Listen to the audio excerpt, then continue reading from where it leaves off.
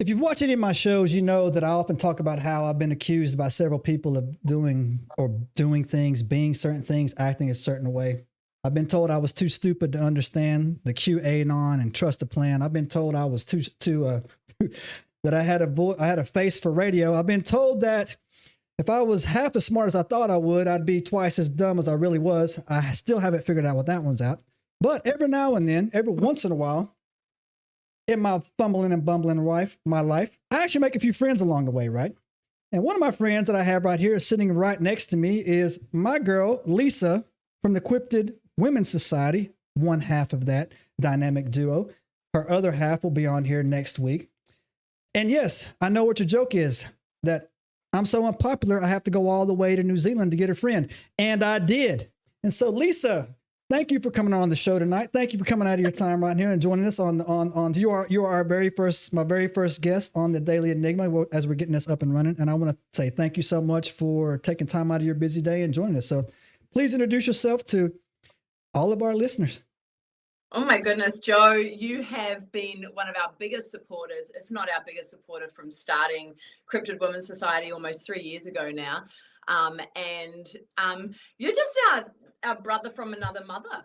Like, we love Right. you to pieces. And the fact that you had to come to New Zealand, I would think that really thinking about it, you've just come to the best country to find the best people. So Absolutely. You started at the top. I say all the time, if I'm the problem, why are all my exes still single? I don't know what to tell y'all. Whatever it is, it ain't me. It ain't me. So real quick, let me get a shout out here. Robert, we're going live right now on YouTube. Robert, thanks for hanging out with us. Chat's looking solid, everybody. If this is your first time finding us, real quick, I'm going to give you a quick intro. This is the Daily Enigma. We are the sister channel of my main channel, the Ancient Enigma Files.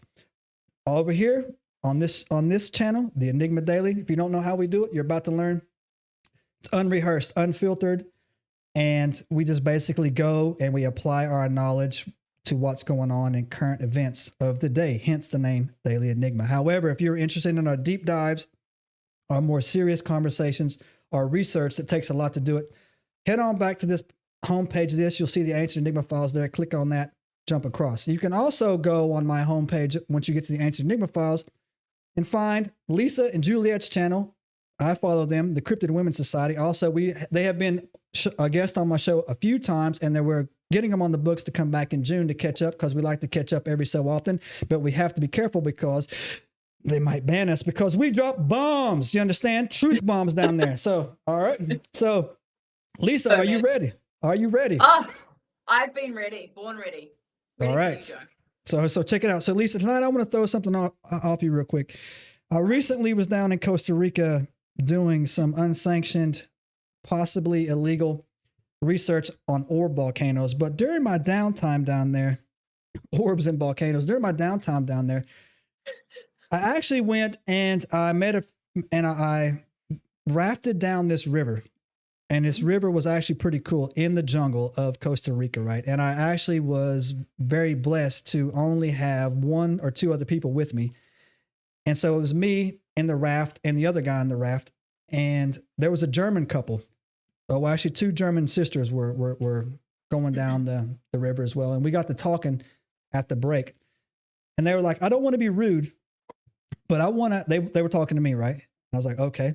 So I don't want to be rude, but could I ask you a few questions about the current status of America? And I'm like, sure. I said, look, I'm very hard to offend. That's what I told her, right? Mm. And she said, are y'all really supporting this war in Iran? And I'm like, no, we're not. And I'm glad you asked, right? So I said, absolutely not. I said, you might not know this. She's like, because we don't get all the news we get in Germany about America is that it's 50-50 split right down the middle, that we wanted to go into Iran and do some stuff like that. But I'm like, no, the Iran situation in America is the second most unpopular thing to ever happen in this country's history. The Vietnam War was the most unpopular one. Iran is the second one, right? And so it got me to thinking and to talking. I was just like, you know what? There is a global effort to separate all of the globe and feed them only the type of information that they want to get fed to them. So Lisa, I'm just curious. Like we never hear about New Zealand or Australia ever in America. It never comes across, right? What kind of news are you getting about us down there? I'm just curious, man. No wrong answers. Yeah, well, that's really interesting because so I'm in New Zealand. Juliet, who is the other half of Cryptid Women's Society, lives in Melbourne in Australia. And they get fed a lot of American news. They are very like small America, little America in Australia, which I find interesting. And so does Juliet. She's kind of like, well, what is going on with that one? So I'll let her kind of talk to you about it next week in regards to kind of what they're being fed in Australia. In New Zealand, we get things like to be just trying to be like respectful-ish. We have a lot of friends in America. We love you people. We think our American friends are phenomenal. Like we absolutely adore you people. We take the absolute piss out of your president. He's a fucking numpty. And put that on a t-shirt. Numpty is the word we use. And more so for the fact that we can see what's going on. And I think we're very privileged in New Zealand because we're so far away, we're so far removed from that kind of global covering, if you will, right? Everyone gets fed the same shit. You all think of the same way. You all kind of have the same kind of mindset, unless you're like us, where you've kind of, red pilled or you've stepped out or, whatever. And we're very lucky where we can we're so far removed, we can see it from the outside and just go, what is wrong with you people? We know that the Iran war is literally just a money grab. Yeah. We know that all of, the oil prices going up and this sort of stuff. We know that they, all of the administration have shares in these companies that they're just trying to make millions of dollars off.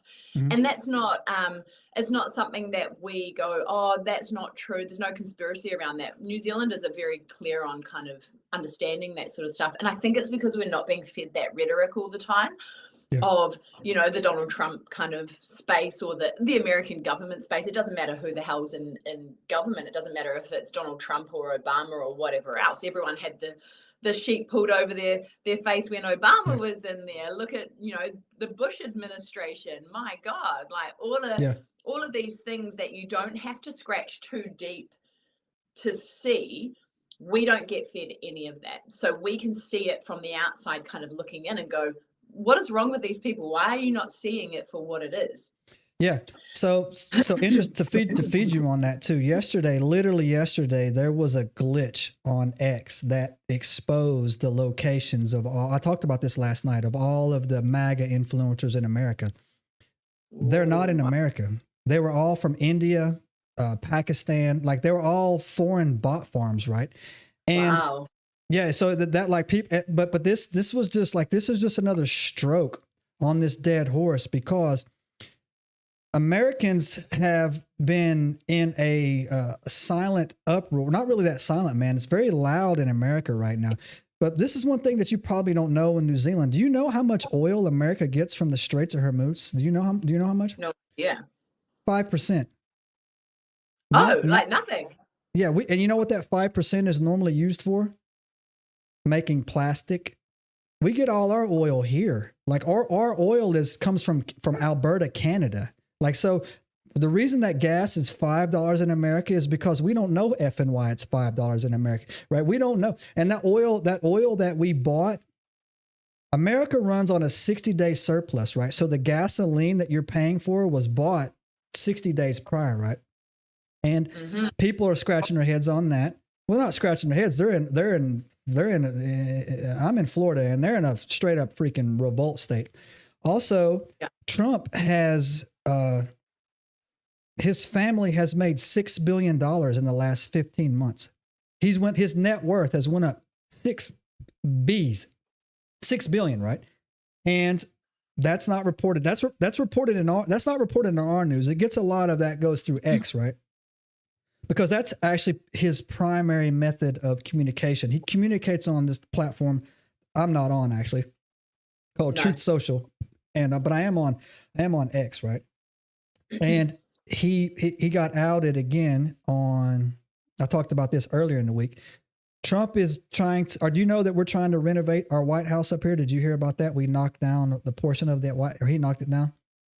Like a long time ago, there was some sort of bill for a ballroom or something. Yeah, so they're still fighting about that, but it came out in the paperwork that Trump had made himself general contractor of the construction of the building, and he gets 2.5% of whatever the cost of the building. That's not illegal if it's donated money, and that's why he was taking money from all these Silicon Valley people, because he was getting 2.5% of it. But that's all a whole big uproar on that as well. And there's also a thing too that's going on up here about the Iran. So Americans, we have two media systems up here called basically Fox News and CNN, right? But only people in their upper 60s and 70s and up watch those shows, right?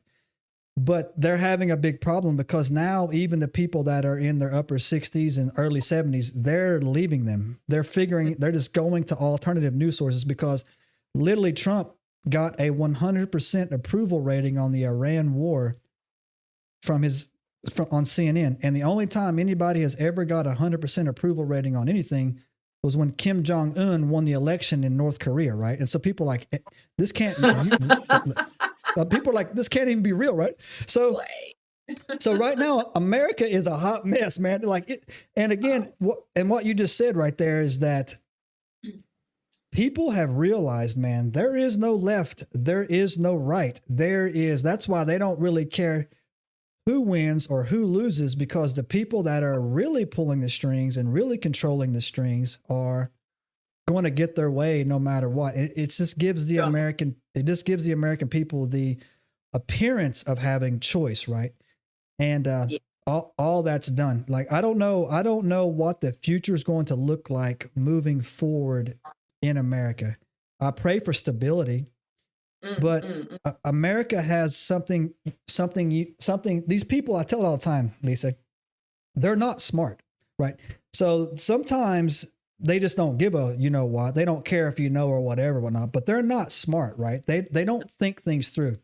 So the American population, here's another fun fact for you to tell you when you're making people scream at the gym, right? The American population is unique in a certain aspect of the rest of the entire planet. And people say, oh, it's because you're a violent people. Look, let's hear me out on this. Don't jump to conclusions on what I'm about to say, y'all. America has been at war in some fashion or other since 1999. So there's been years on, I'm sorry, 1990. I take that back, right? 1990, 91, right? The first Gulf War jumped off in 1990, right? So for 20 years, give or take, 2 or 3 years, nothing was going on. You've had a constant military combat situation going on, right? And because of that, the United States of America now has more. I got to get this straight here. We now have more combat veterans who are no longer in the service, who have combat experience, than all the other world's militaries combined. So out of the 350 million people that we have in this country, we're talking about excess of millions and millions of people. Now, again, this is combat experience, not the guys who are just, operating or cooking. These are shooters, right? And so I don't know why the United States government would want to constantly poke this population in the eye, right? But they do. But every single day they do, right? And they're Gen X people, right? Like they're our age sort of. I turned 45 2 days ago, and I'm just like, what is this? Like, what is this 45 space? Like, it's weird. Right. But there is a huge population over the age of 40 that are literally sitting here going, I've got a machete. Yeah. And here's the thing. Probably sort the problem out. And we haven't, and that generation hasn't came into power yet. That's the thing. That's what they don't understand. I talked about this last night, man, because I like history, right? I read this interesting book. I was supposed to look it up for Jay and let him know I got busy today and get a chance to do it. That during the French Revolution, the aristocrats, the nobility of the French nobility, were so arrogant that they never dreamed that the peasantry would actually dare touch them. Yeah. All up until the point where they started chopping off their heads. They created the guillotine to be more efficient in hacking off people. People don't realize this. That's where that came from, out of France, the guillotine, right? So yeah, so that's America. Welcome to America. So that's America, right? And again, it is just every day I wake up and I go in there and I look at something. So today was actually a breath of fresh air because I actually got to look down in New Zealand here, and I want to throw something at you right now. I don't know if you were aware of this, right? All right. So this is going to throw this out here, right? So, your parliament, I don't know the name of your parliament, man, but I've seen a video of a girl going, "Hoo, on your TV or whatever, ripping up a piece of paper, right? But I don't know the name of it, right? Yeah. That's the Te Māori party. Yeah. Te Pāti Māori party. And she ripped up an entire bill in the middle of the Beehive Parliament and did a haka and walked out. And we were like, hoorah. Yeah, right. That was awesome. So evidently here, the New Zealand Parliament, I wrote this down so I can get it right. The New Zealand Parliament has officially ditched X, Elon Musk's platform, in early 2026, and they're about to block it from New Zealand altogether. And they're citing the following reasons: flood of child abuse material, non-consensual sexual deepfakes. I don't even know what that means. Non-consensual sexual deepfakes. All right. AI image generation, weaponization of explicit content of real people. Fringe voices immediately called BS on this official narrative and say that they are framing a calculated censorship program by your legacy politicians down there, by this girl named journalists like Andrea Vance and David Ferrier. I don't know if you know who those names are. Said that they are being ghosted by this platform and that the New Zealand government is preparing for some type of, they use the word Neanderthal. I can't really pronounce. This must be basically they're trying to shut this platform down to keep you guys stupid is what they're saying on that. Now, Lisa, truth or fiction? Dun, dun, dun. I have no idea. Zero ideas on it. I told you in our pre-show that you're going to bring things in. I'm going to go, I don't know. Yeah, right. But the things that, so I don't know if they're trying to shut down X. I don't. So in Australia, they have full facial recognition, so much control over the internet there now. It's astounding, like it's ridiculous. We can no longer research through the normal research channels on the internet in New Zealand or Australia because everything's whitewashed. We can't find anything. What? So it's not so bad in New Zealand, but it's incredibly bad in Australia. So Juliet is basically she struggles to get onto the internet. Apple Maps is being tracked. It's pretty crazy. Really? So I'll let her. Okay. It's New Zealand and Australia are very, very close in proximity, and we tend to go, oh, whatever happens in Australia filters down to New Zealand, and then we kind of get a sprinkling of it. And so the reason why Australia has become so controlled as far as the internet goes is they brought in this rule, this law about under 16s couldn't be on social media anymore. Did you hear about that? No, not at all. Yeah. So Australia passed this law, and essentially you cannot be under 16 and get on social media, right? Instagram, Meta, Facebook, X, all of the above, TikTok. If you're under 16, you can't do it. And the reason, and the reason they stated that was because of child abuse, all of this terrible stuff going on, so, mental health, blah, blah, blah, blah, blah. If they're not on social media, then it will be fine. Okay. I don't agree with that rubbish. And it was an absolute ruse to bring in facial recognition, tracking and control. So essentially that's what they did in Australia, brought in facial recognition. So if you want to get on your phone, you have to give your ID, driver's license, and you have to give facial recognition to get on the internet every single time. Wow. Every single time. That is wild. Including if you want to use Apple Maps or Google Maps to drive, it will track you to where you're going to. Check that out, right?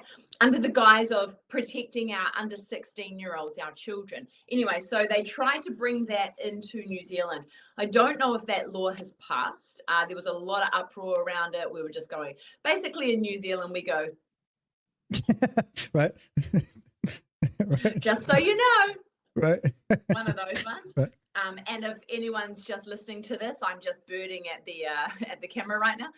Basically, that's what we do in New Zealand. We say you can do whatever you want, but it doesn't mean that we're going to abide by it. So whatever your rules are, you can go screw yourself, essentially. So I don't know if they've brought that in.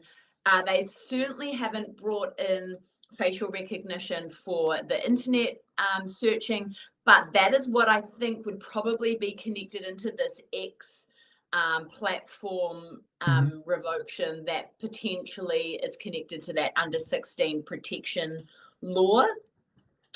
They tried a few months ago to bring in digital ID for driver's license, right? In New Zealand. We're going to make it really, really easy. And we had the one of the ministers for the police, kind of, she's an older lady. She's been in politics for years and years and years. Her name's Jenny Shipley. Feel free to go and I beg your pardon, not Jenny Shipley. She's another bitch. Sorry. wrong one. I can't remember her name off the top of my head, but she was the Minister of Police for a long time. Very, well-known woman in New Zealand politics, coming out saying, it's going to be so great. All you have to do is get your digital ID driver's license, and then you'll just be able to show that on your phone and, blah, blah, blah. In New Zealand right now, you still have to carry a hard form driver's license. If you get pulled up, you have to be able to show that. Otherwise, you get a ticket for not having your driver's license. And we all sat there and went, so if I forget my phone, still get a ticket. If my phone dies, still get a ticket. We were like, we don't need your digital shit. Keep it. Yeah, we don't for sure. need it. Right? Stop trying to make things more difficult. And we know what you're trying to do. We know you're trying to set up 15-minute cities, which there's about 3 or 4 developments at the moment going on in New Zealand. We know that Meta has come over to New Zealand and set up these giant serving bloody places, and they're literally just sucking the energy and the water from all the communities around them, and the communities are expected to pay the power and everything else around them, and just collecting information and creating these digital ID situations. So I think in New Zealand, sorry, I've gone way off topic, but No. in New Zealand, I think the powers that be, that upper echelon, have screwed themselves, because New Zealand used to be a testing ground for pretty much everything. Yeah. We are the perfect isolated 5 to 6 million population where you can test a whole heap of stuff out on. They tested FPOS and digital currency, or, via your credit card. They tested PayWave, all of this sort of stuff. If it works in New Zealand, then you can probably upload it to Australia and test it on a bigger environment, very Western, and then you could take it through to the other Western countries, And I think in New Zealand, they tried to do the same thing with the jab and all that sort of stuff. And now we've basically gone, no, actually, we're not having any of it. We're not having any of the electric car rubbish. We're not having, we're a rural country. How are you going to get an electric van, 4-wheel drive? I've seen your firewood get delivered. Good luck in that with a Tesla, right? Yeah, right. Thank you. We've got a new load coming next year, and I'm just like, holy shit. Yeah. So if you guys don't know this, firewood in New Zealand shows up as a tree. Like it was like, it was so big, right? I was like, golly, right? So it's funny, Lisa. Let me throw a question at you down there. Yeah, what is your in New Zealand? What is your official age of like consent or adulthood when someone's considered an adult? What is it? 16, you can get married with your parents' consent. Right. 16, you can maybe they've changed that now, but you used to be able to get your full license at 16. I think Right. now it might be like 18, but Right. 18 you can vote. Most kids finish school around 18, move out of Right. home sort of situation. So it's around 18. You can get alcohol, Yeah. that sort of stuff at 18. Yeah. So Americans, it usually varies by state. Some states it's 16. Most states are 18. Every state is 21 to drink. 18, you can join the military. It's funny because in America, we'll say they'll let you get killed before you can have your first beer. That's an inside thing or whatever to go through it. Oh, but sure. So, but I mean, they think we're all cattle anyways, but and that's a true story. I mean, I didn't know that about New Zealand. I'm sorry about Australia, but I have been kicking around a theory. I have been kicking around a theory here, right? About, and I say this to people. A lot of the people ask me about, hey, I want to do what you do. Where can I do whatever? What skills do I look? And I'm like, hey man, I'm really not that special when it comes to it. I just have a heightened sense of pattern recognition, right? Like if you can recognize patterns and you start reading text, you'll see stuff just start lining across, right? Mm-hmm. And I brought up something about Australia about 3 months ago. And I said to myself, well, I'm going to take a step back, right? If you don't know this, America right now, we are 100%. We feel that we're 100% a occupied nation by Zionists, right? We feel that we are totally controlled by Israel and that we have to fight their wars and everything. And that don't go well with us, right? So, so I said to myself, and Japan picked up on it too, right? But I've read, I read the Bible and I read pattern recognition. When the second temple was burnt down by Rome, the exact same day the first temple was burnt down in Jerusalem, like 534 years apart. They don't ever tell you about that, but it was on the exact same day, right? That Nebuchadnezzar destroyed it. Rome destroyed it. And there was a passage in there where basically he strikes the sheep and they're scattered, right? And if you follow history, the remnants of Israel they've been evicted out of 109 countries. People don't talk about it, right? But they've steadily moved west, right? And so they're currently, when I say Israel, I'm talking about the upper echelon, the Baal worshipers, the demon worshipers, the reason why the things went down, right? Like that. There's Jews all over the planet, but I'm talking about the controlling governing body, right? Oh, so yeah, right? Your old last name, right? Kimbitsky. Yeah, my family's from Belarus. Right. And so when I was saying that it feels like here that it's a money grab and they're on their way out to the next place, right? But Japan's not a viable nation for them. I think that this whole BB Satan Yahoo thing is headed towards Australia. And the reason why I say that, right, is because they're putting the same restrictions into place, right, that got them out at open. Like, so the Island Boy emails, right? And I talk about this on the time, right? The Island Boy emails, the people that were in that were so arrogant that they're using Gmail accounts, right? They had no fear of like ever getting caught, right? And Trump is compromised. Right. And a classic example of that is when Bill Clinton was actually compromised by Monica Lewinsky. Right. Are you familiar with that scandal? Yeah. Sure. Oh, yeah. And they still, after he did what they wanted, they still released it. So I told people that whatever they got on him, just to rub it in his face when it's done, they're going to release it. But the problem is that this area has become a melting pot for not a melting pot, a boiling pot for, the fiduciary that goes on in that demon worshiping, Baal worshiping class, right? And it's because of social media. And it's because of that. And I look and I'm like, man, dang, like, look what they're setting up. They're setting up their next landing pad, right? Like they're going to roll out of here. Next thing you know, and don't be surprised. I'm dead serious when I say this, right? Don't be surprised before this is all said and done over the next couple of years.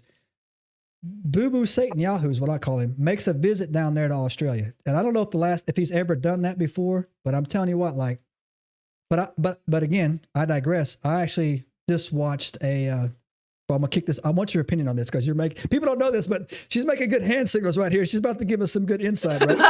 Right. Nail on the head. Right.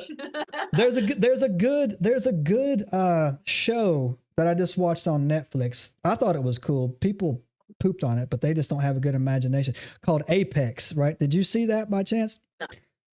Oh, it's like if you get I don't know if you get a lot of downtime. I know you're working all the time. Like if you get a lot of downtime, go on Netflix and watch up this show about Apex. We don't get it. No, Joe, you have to understand. We don't get your northern hemisphere awesomeness.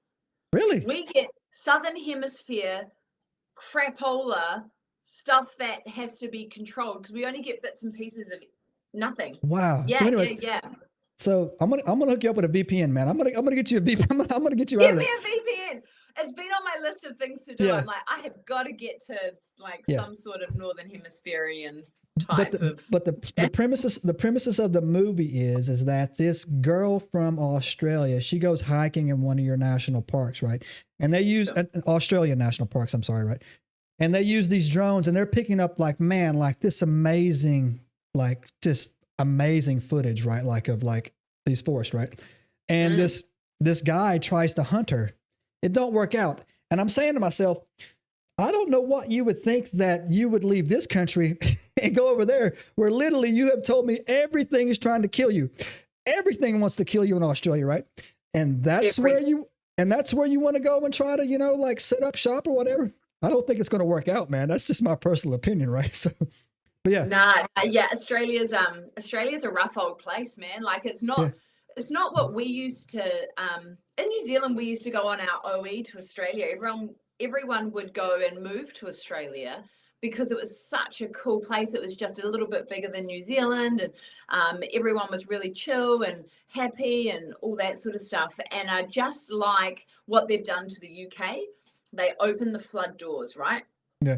And the moment they open the flood doors to immigration, the dynamics 100% change because you cannot maintain the same dynamics when you have a mass immigration. Same with Ireland, same with Germany, same with all of the other countries that are now struggling with major crime and major issues, right? New Zealand has, on your point about Netanyahu, not necessarily him, but the powers that be around Israel creating a mini Israel through the South Pacific. What was I doing? Nail on the head, right? So in New Zealand, we have the FBI now. Did you know that? FBI has set up in Wellington. No. But did you know in order to graduate the FBI Academy here, you have to go to the Holocaust Museum and swear allegiance to Israel? It's true. Well, you can look it up. Yeah, it's. I didn't know that until about 6 months ago. They were like, okay, well, let me make some more connections for you. Okay, so in New Wellington, we now have the FBI set up. Why would we have that? Because that is federal law enforcement. But okay, let's have that in New Zealand. Yeah. What is that all about? What is that all about? Right? Let's go back to that. Okay, stick a little pin in that puppy, right? And I'm not big on conspiracies. We deal with cryptids and UFOs and paranormal, but I love the conspiracy side of stuff. And now that we've been working with the Cult of Conspiracy team, I'm like, oh my God, I know so much stuff. But know so much stuff. Juliet will be like, oh God, this is her wet dream, seriously. But so put a pin into the FBI being in Wellington, right? My partner and our children are Samoan, right? Western Samoa in the middle of the South Pacific. Would you like to just really quickly take a guess of what flag they are flying on their Parliament House? Joe, what flag is it? Don't tell me Israeli flag. Don't tell me you got that star on there. Israel. What? Why? Why? Yeah. Why? Israel, right? Wow. I'm just like, are you serious? In the middle of Samoa, Western Samoa? And that is a prideful people. They're like they are deep. Yeah. They have not let go of their traditions forever. No. And you want to talk about rioting and sitting on the edge of losing their shit? That country right there, those people are just about to lose their shit. They're being inundated with drugs and meth. They're allowed. Basically, they're just being pummeled with drugs. So a whole heap of their people are just you know, and so it's all systematic, right? It's all systematic. You're dialed in. I totally think that there's a connection between the Epstein files, this child pedophilia rings, worldwide entities, all of that sort of stuff, which is pushing down into the South Pacific, into these smaller countries. Because you've got to remember, those smaller countries in the South Pacific, they are indoctrinated in religion, mostly Mormonism and Seventh-day Adventists, which filter back into the States, which then filter to where? Israel. Yeah, for sure. And so these people are just getting hammered left, right, and center. And like you say, they are warrior countries, right? No, warrior people. Are. They are incredibly strong-minded, strong-willed, and yet they are systematically being torn down. And the same thing with New Zealand. The Māori people are warrior people. They are very, very strong-minded, strong-willed. 95% of our jails are filled with Māori people. It's this slow grind, right? And that's what they do, this kind of upper echelon, whatever the hell they want to be called, the elites wankers. I'm fucking elite, actually. Let's call me a fucking elite. I have gold medals from fighting on world championship rings. Okay, so I am the elite, not them. Anyway. Get them, girl. I have giant gold medals because I am elite. You know, like, so you've got these people and pulling the strings, like you say, but it's a slow grind down, right? Slow grind. And in New Zealand, hold on to that, FBI in New Zealand. In New Zealand, we have just done, so the Prime Minister of New Zealand currently is a guy called Luxon, who is a giant potato head. He's got a massive bald head with little eggs, and he looks like a big potato head type of man. And he's an absolute, have him in a dark alley real quick with a crowbar. That's fine. That's just me. Sorry, YouTube. We'll be fine. Don't ban us. But he's just done a deal of free trade with India. And now most people go, free trade, this is going to be great for our economies because it's a really great deal. However, on that free trade agreement, there is another agreement attached to it, which includes immigration. Do you see where I'm going here? Yeah. Yeah. New Zealand is a very small country. We are tiny. We fit into England. We have 6 million, maybe 7 million people now. We have more sheep, about 4 sheep per person.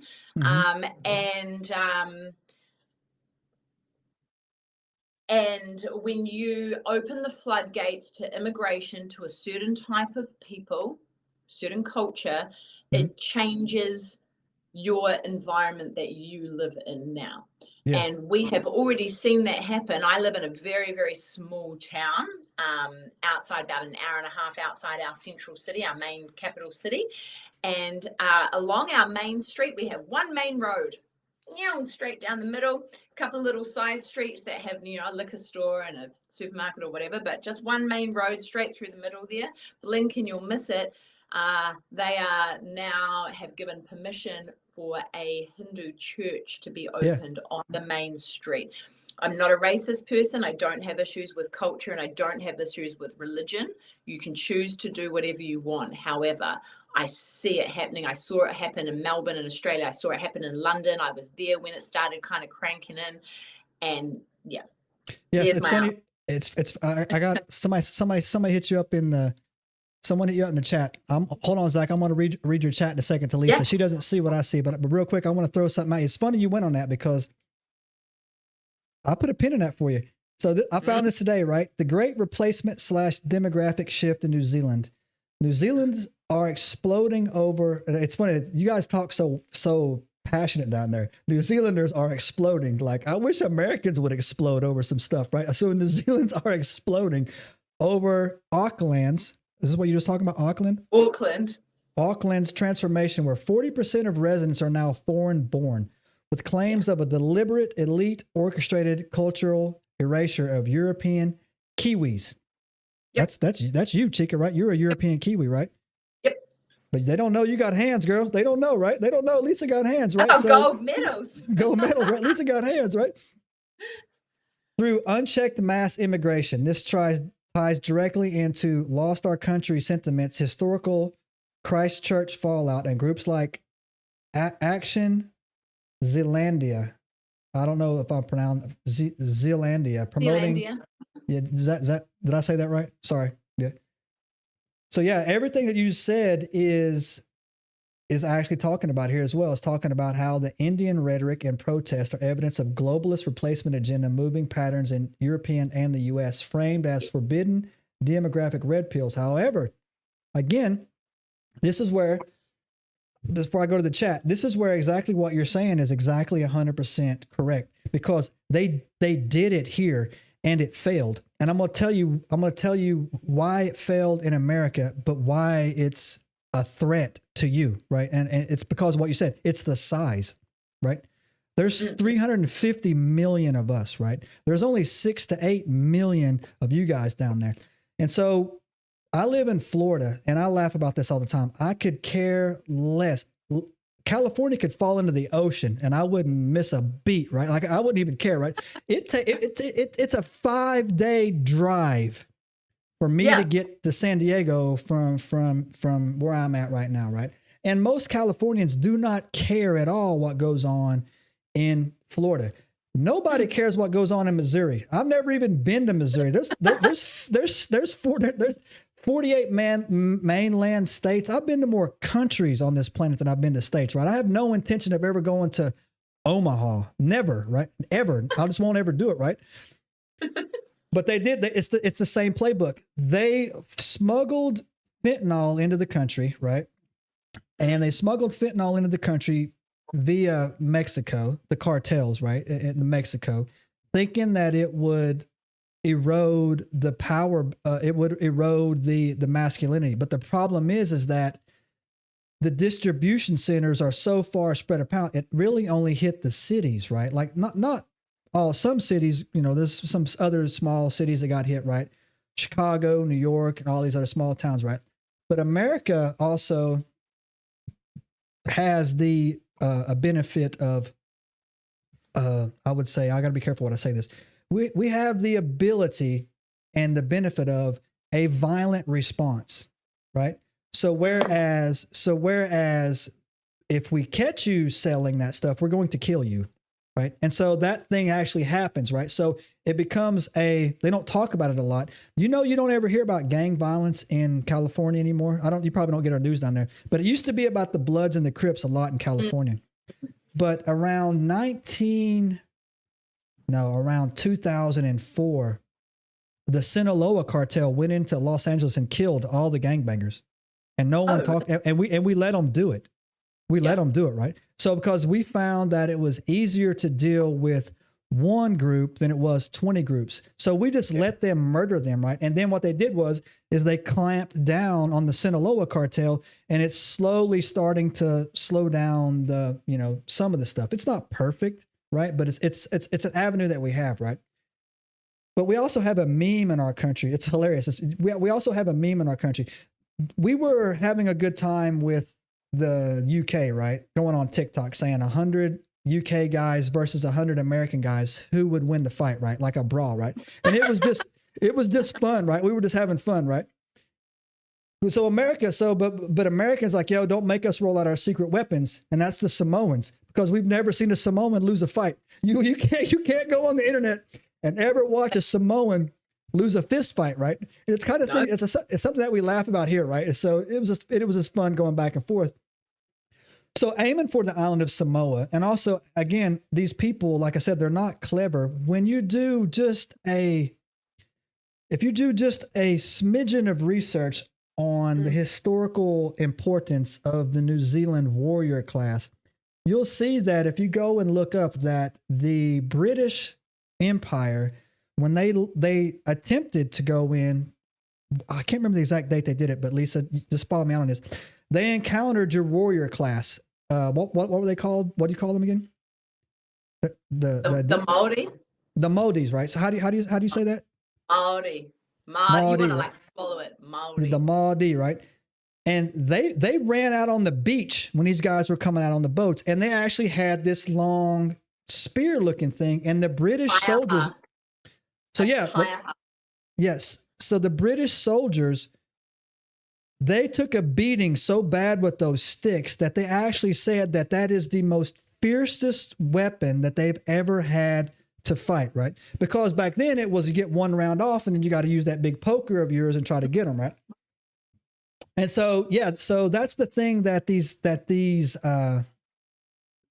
people, and again, when I go into these conversations, I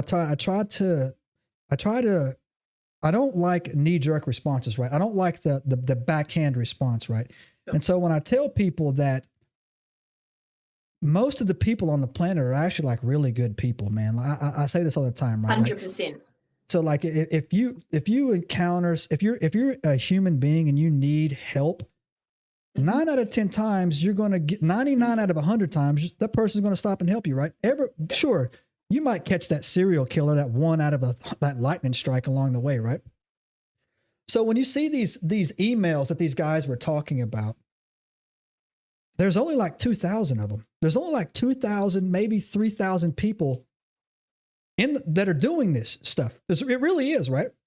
And when you look at these Bilderberg meetings and these freaking, these World Economic Forum meetings and like these retreats they go and talk to, it's like 800 of them. And that's all it is, right? So I'm telling these guys, I tell people all the time, right? It's like, we don't need to burn it all to the ground. We just need to handle that crowd right there, right? It'll sort itself out, right? It'll just totally sort itself out, right? And so, yeah, that's why it's funny. Like that FBI thing shocks me. Like I just can't even that's no bueno. Whatever that is, man, that's no bueno right there, right? Well, so, okay, I'm so glad that we came back around. Oh, wait, do you want to jump in the comments real quick? Yeah, real quick. I got a guy here. Zachary's in here saying that the poor old UK has so many deaf people there. A lot of islanders pay ridiculous amounts of money to their church while their kids go hungry. Do you know anything about that? In Samoa or in the islands? Zachary, are you speaking about the Samoan people or the New Zealand? Lisa's from New Zealand. Pacific Islands? Pacific Islanders, maybe. And he says 4 sheep per person, 10 powers or abalone per person country. I don't know what a powers or a abalone is. Oh, power. Oh, no, yeah, power. So we don't have abalone in New Zealand. That's an Australian thing. We have power. Power are seashells, like a big giant shellfish. I just learned something new. That's also like, oh God, you talk about feeding things in, like it's part and parcel of the issues that we have in New Zealand with immigration as a whole, because you have these cultures that come in and rape and pillage everything, right? They just destroy everything. They take everything that's small, and then there's nothing to replenish. I think it's the type of culture that moves into another country and they just do what they've done in their country. And there's a lot of people, don't get me wrong, right? There's a lot of people that move to other countries and assimilate to a point and maintain some of their own culture and that sort of stuff. And they're wonderful, wonderful people, and they fit into the community really well. And that's what you want, right? When you're trying to assimilate different cultures into one group. It's when you create a situation, for example, in New Zealand, or in my kind of backyard, we have a place called Nainai, which I started a youth center, and it's a really low demographic space. We had a youth center running. It's an American-based youth center, MIT Media Labs, all of that sort of stuff. Amazing space. We managed to get something like 8 kids through university from that one environment. But basically that environment was the way it was because the government chose to put all of the immigrants and the refugees into one space. And their view on it was, if we put them all together, then they'll have friends, essentially. They'll know, they'll have culture, they'll be able to build that. But what that does is it totally dilutes and strips out the rest of the culture that was already there, and changes everything, not for the better, unfortunately. No, you're spot on, right? So there's 2 things that you can't offend an American with anymore, and one is calling them racist, because Americans are just over that. That doesn't faze anybody anymore, right? Yeah. And exactly what you're talking about here. We noticed that they call it the Great Replacement Theory, right? And it's actually a George Soros playbook, man. Flood them with immigrants, destroy their culture, weaken the base, weaken their men. and we'll take over as we go. So Americans were screaming that for a long time, right? And they were being shouted down or whatever. But now it's like I said, it's not going to ever go back. And so we have what we have in America. We have this type of visa called an H-1B1 visa, right? And they're all from India. And we have 50 million of those here. So out of our 350 million Americans, 50 million of them are H-1B1 visas, right? And I made a comment last night that we have 50 million illegal immigrants here, and they're not from South America. They're Haitians, they're from Afghanistan, they're freaking Africans out the you know what, right? And so, and people are like, oh, diversity is good. You're right. For example, when we're having a diversity night and everybody brings up their favorite dish from their country, and we all got like 30 different foods to taste from. And then, hey, how about all the girls do a dance from their country, right? And whatever. That's good diversity. Going into downtown Auckland, building a statue of Shiva and setting up Diwali and all this other stuff. And now all the kids in freaking, New Zealand, they have to do this. Meanwhile, ignoring the indigenous traditions that you've never recognized their holidays before, but you're doing this. That's the oldest playbook. That is the George Soros playbook right there. And I pray that he's picked the wrong country to put a pin in down there, because I would love to sit back with some popcorn and watch about 2,000 of them. I forgot their names again. Your locals come out with them sticks. The Māori people. And just, hey, entertain me, boys.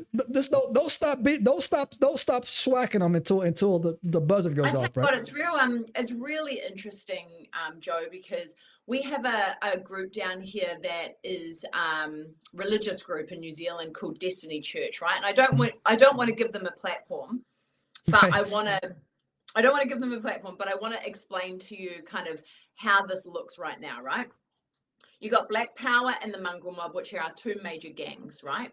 You've then got a whole heap of other gangs that are kind of, like sprinkling ins and that sort of stuff. But the Black Power and the Mongrel Mob are the two big ones. Mostly Māori, Samoan, Tongan, Islander, whatever, right? And those guys have been around forever. And they're not friends. That's two different groups. Yeah, two different groups. Bloods and Crips, essentially. Okay, gotcha. Black Power and Mongrel Mob, right? All right. It's called the mongrel mob. Yeah, the mongrels. Okay. Yeah. All right, gotcha. Yeah, but also, their icon is a bulldog, and I have a bulldog, and she's so friggin' stupid. And I'm like, you've chosen a real. Right. Like, you've chosen a really, really bad icon. But anyway, right. Choose a German Shepherd. At least they're smart. Besides, so.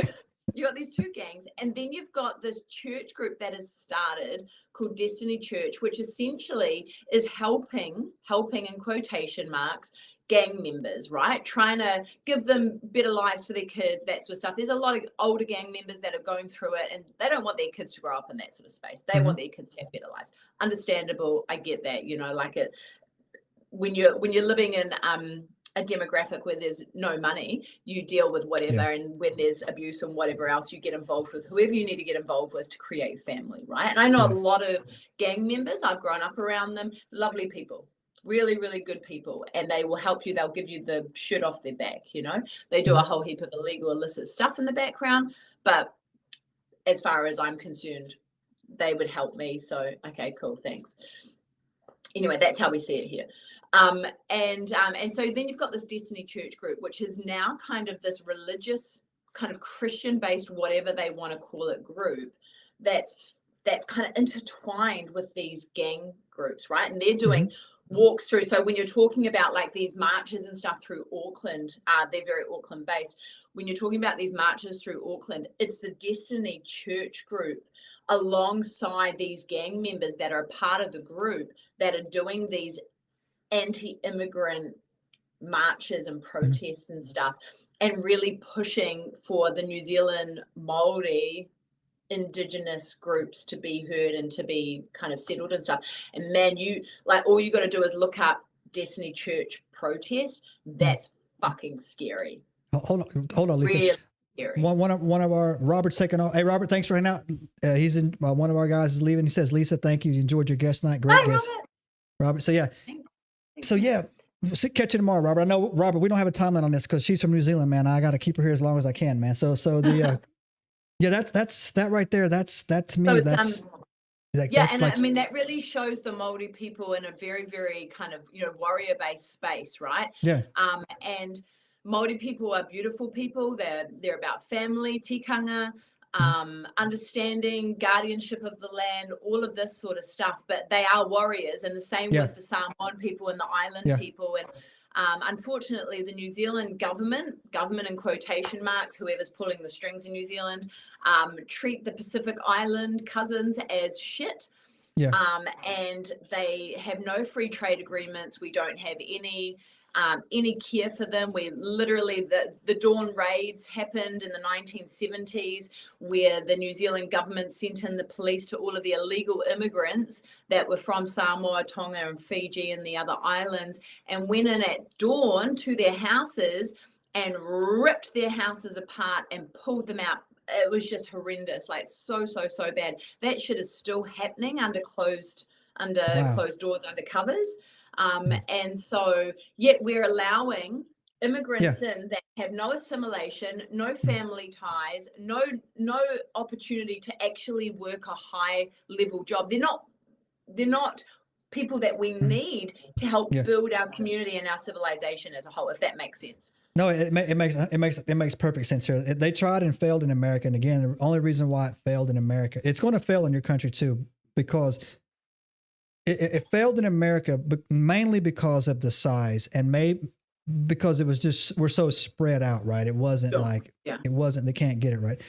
And number two is that the Americans have that instinct as well as you guys have down there, but they could never back us into a corner.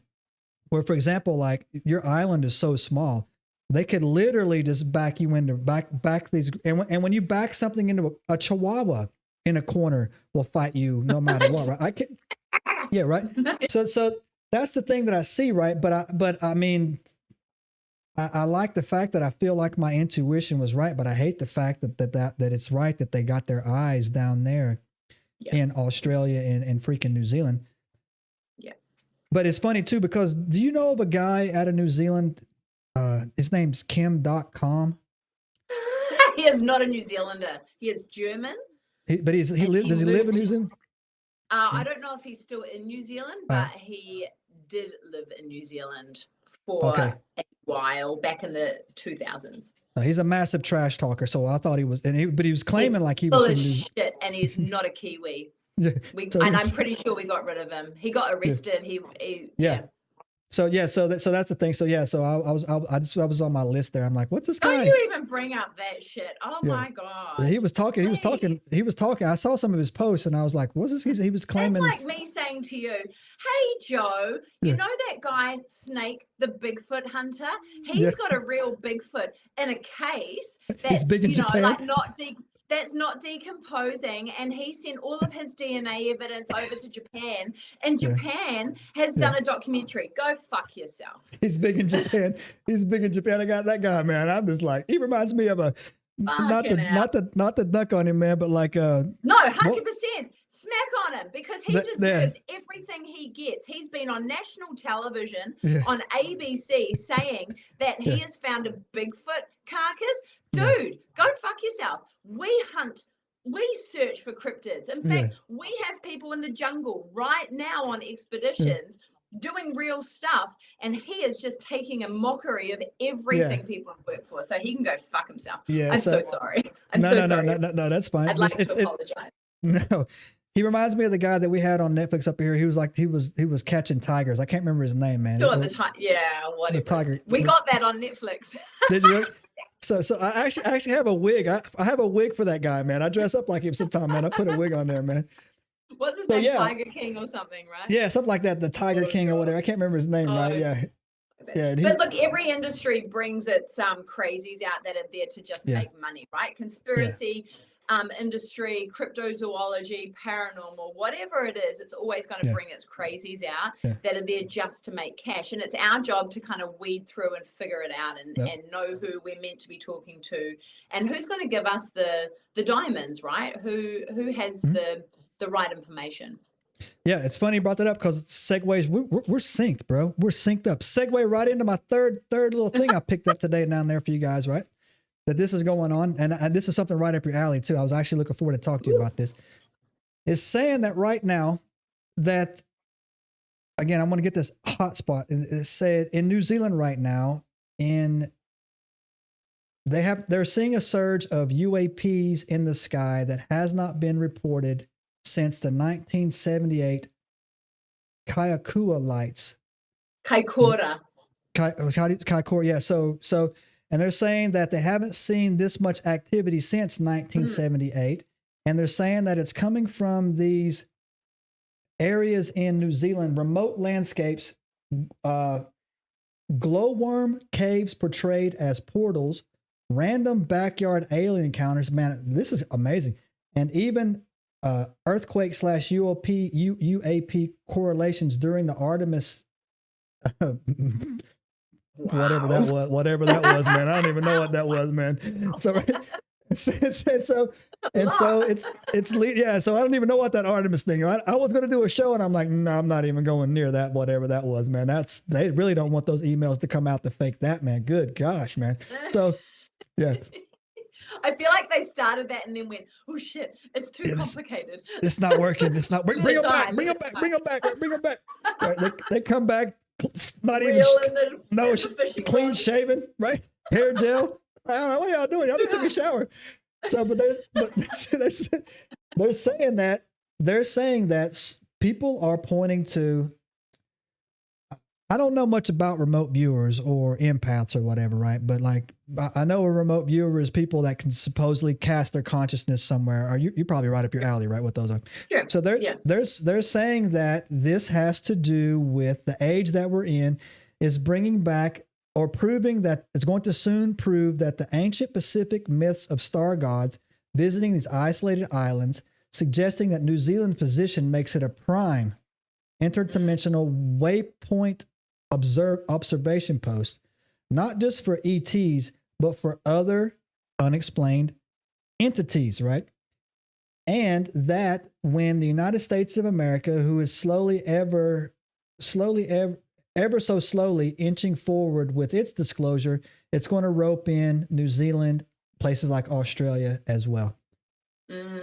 Are you noticing anything like that down there? Yeah. So love that you've brought this up, because this is my happy place as well. I knew this is right in your wheelhouse, man. My happy place. It's my happy place.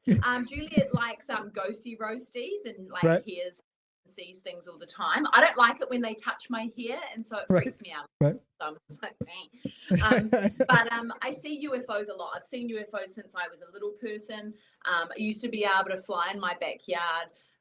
Always had this type of like a real kind of being able to shift my consciousness. And it was funny because my son is 5 and I've been telling him that, humans have superpowers. We just have to figure out how to use them. Right. Like healing, we can heal. We have 2.6 trillion cells in our body.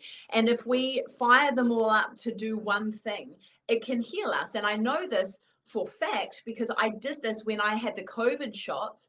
And I had terrible symptoms afterwards, really, really bad reaction to them. And I healed myself. I couldn't kneel, Joe, for like 2.5 years. Wow. I could not sit cross-legged and I could not sit kneeling, right? And I'm a personal trainer. I'm a martial artist and I'm a gymnast. And so for me to not be able to get down onto the ground, I couldn't hold myself in a push-up position because my cells were cramping, right? That's the only thing I could kind of explain it as. My cells were cramping.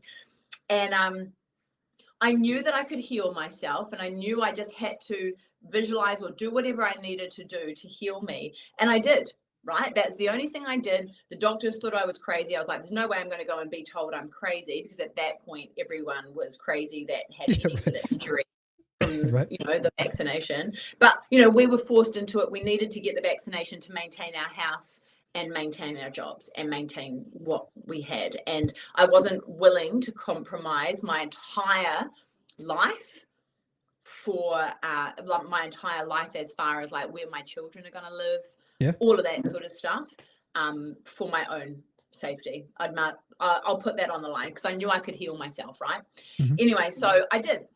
And so my little boy says to me the other day, Mummy, shut your eyes and tell me what you see. And I was like, well, you actually can do that, which is essentially remote viewing, right? Which is what you were talking about in that article. Remote viewing is the idea that you can see through your eyelids, or you can go somewhere within your astro projection or whatever to go and locate and see what this looks like. And I can't astro project, but and I can't remote view far, but I can see through my eyelids, right? So he's holding up like pictures and books and stuff, and I'm like, oh, that's the Spider-Man book. And he's like, oh my God, you're right. I was like, oh, that's the, it's like, oh, like, he's just like blowing his mind, right? And I'm like, but I've always been able to do that sort of stuff. And I think a lot of it has come down to the fact that I've done martial arts since I was like 2 years old, and I've always been around that sort of stuff with energy flow and using your chi and your ki and that sort of stuff. So, and I used to be able to fly when I was little, which was pretty awesome. And I'd love to get back to that, but I'm working on it. I'll let you know. It's a bit of a tangent, but I'll let you know. So I've always seen UFOs. I've had some pretty weird lucid dreams where I felt like, where I've seen things and where I felt like things have been implanted behind my ear, and just very, very odd things that I've woken up going, ow, that hurts. Or, whoa, that was a bit freaky, you weird looking alien dude. And so I don't know if it's a New Zealand thing, but I would be, if I started tracking, like when I had these dreams where I saw my UFOs, that sort of stuff, they're all in New Zealand, right? And I've traveled the world. I've done a lot of traveling. I've been out of home since I was 16. I haven't seen UFOs overseas, but definitely a lot of that sort of stuff in New Zealand. New Zealand is a volcanic island, right? We have a heap of energy bubbling underneath the surface. A heap of mineral content, precious metals, that sort of stuff. There's a lot of gold here. There's a lot of those other sort of precious metals and minerals in the ground. And there's always this volcanic activity going on. So I think there's definitely a connection between lights being seen in New Zealand and a massive increase in it, huge increase over the last couple of years. I've seen blimmin' rainbow plasma balls in the sky. I've seen a whole geometric shapes uncloaking themselves and then recloaking, which is just like, I run Juliet at midnight. I had to go to I was like, oh, I need to ring you, oh my God. So I'm like sitting in the bathroom on the toilet, like just being real quiet, not trying to wake up my family. And I'm like, oh my God, I just saw this crazy like UFO. And she's like, Dick, it's like midnight. And I'm like, no. But I was like, I need to tell someone. And who am I going to ring? Joe? No, I'm going to ring you.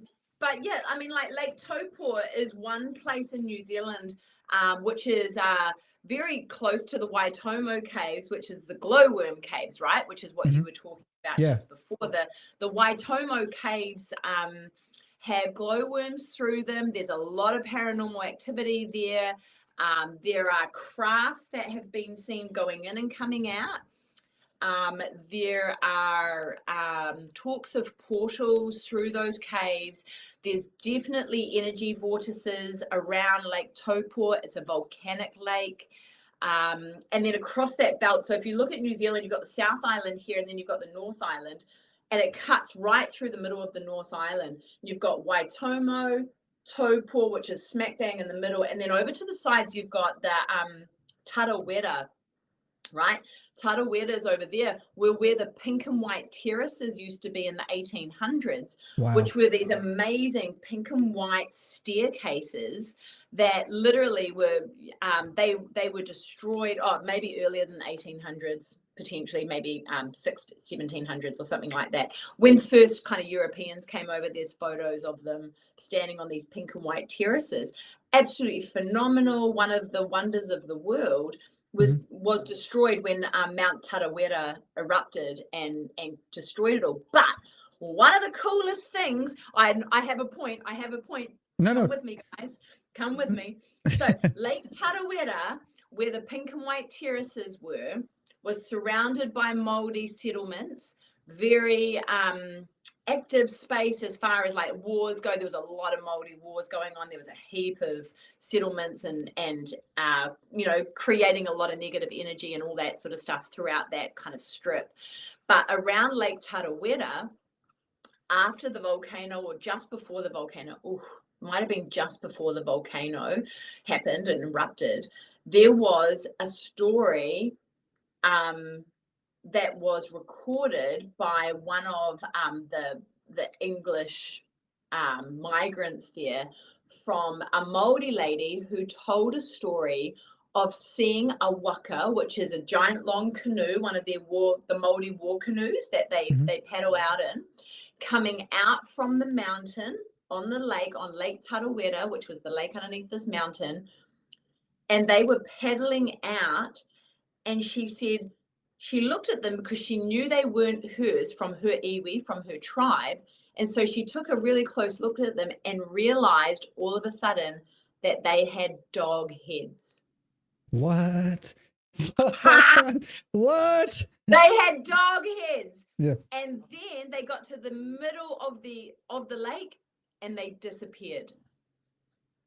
Wow. Man, and that that's was crazy. In the 1800s. So maybe that was around about 1800s.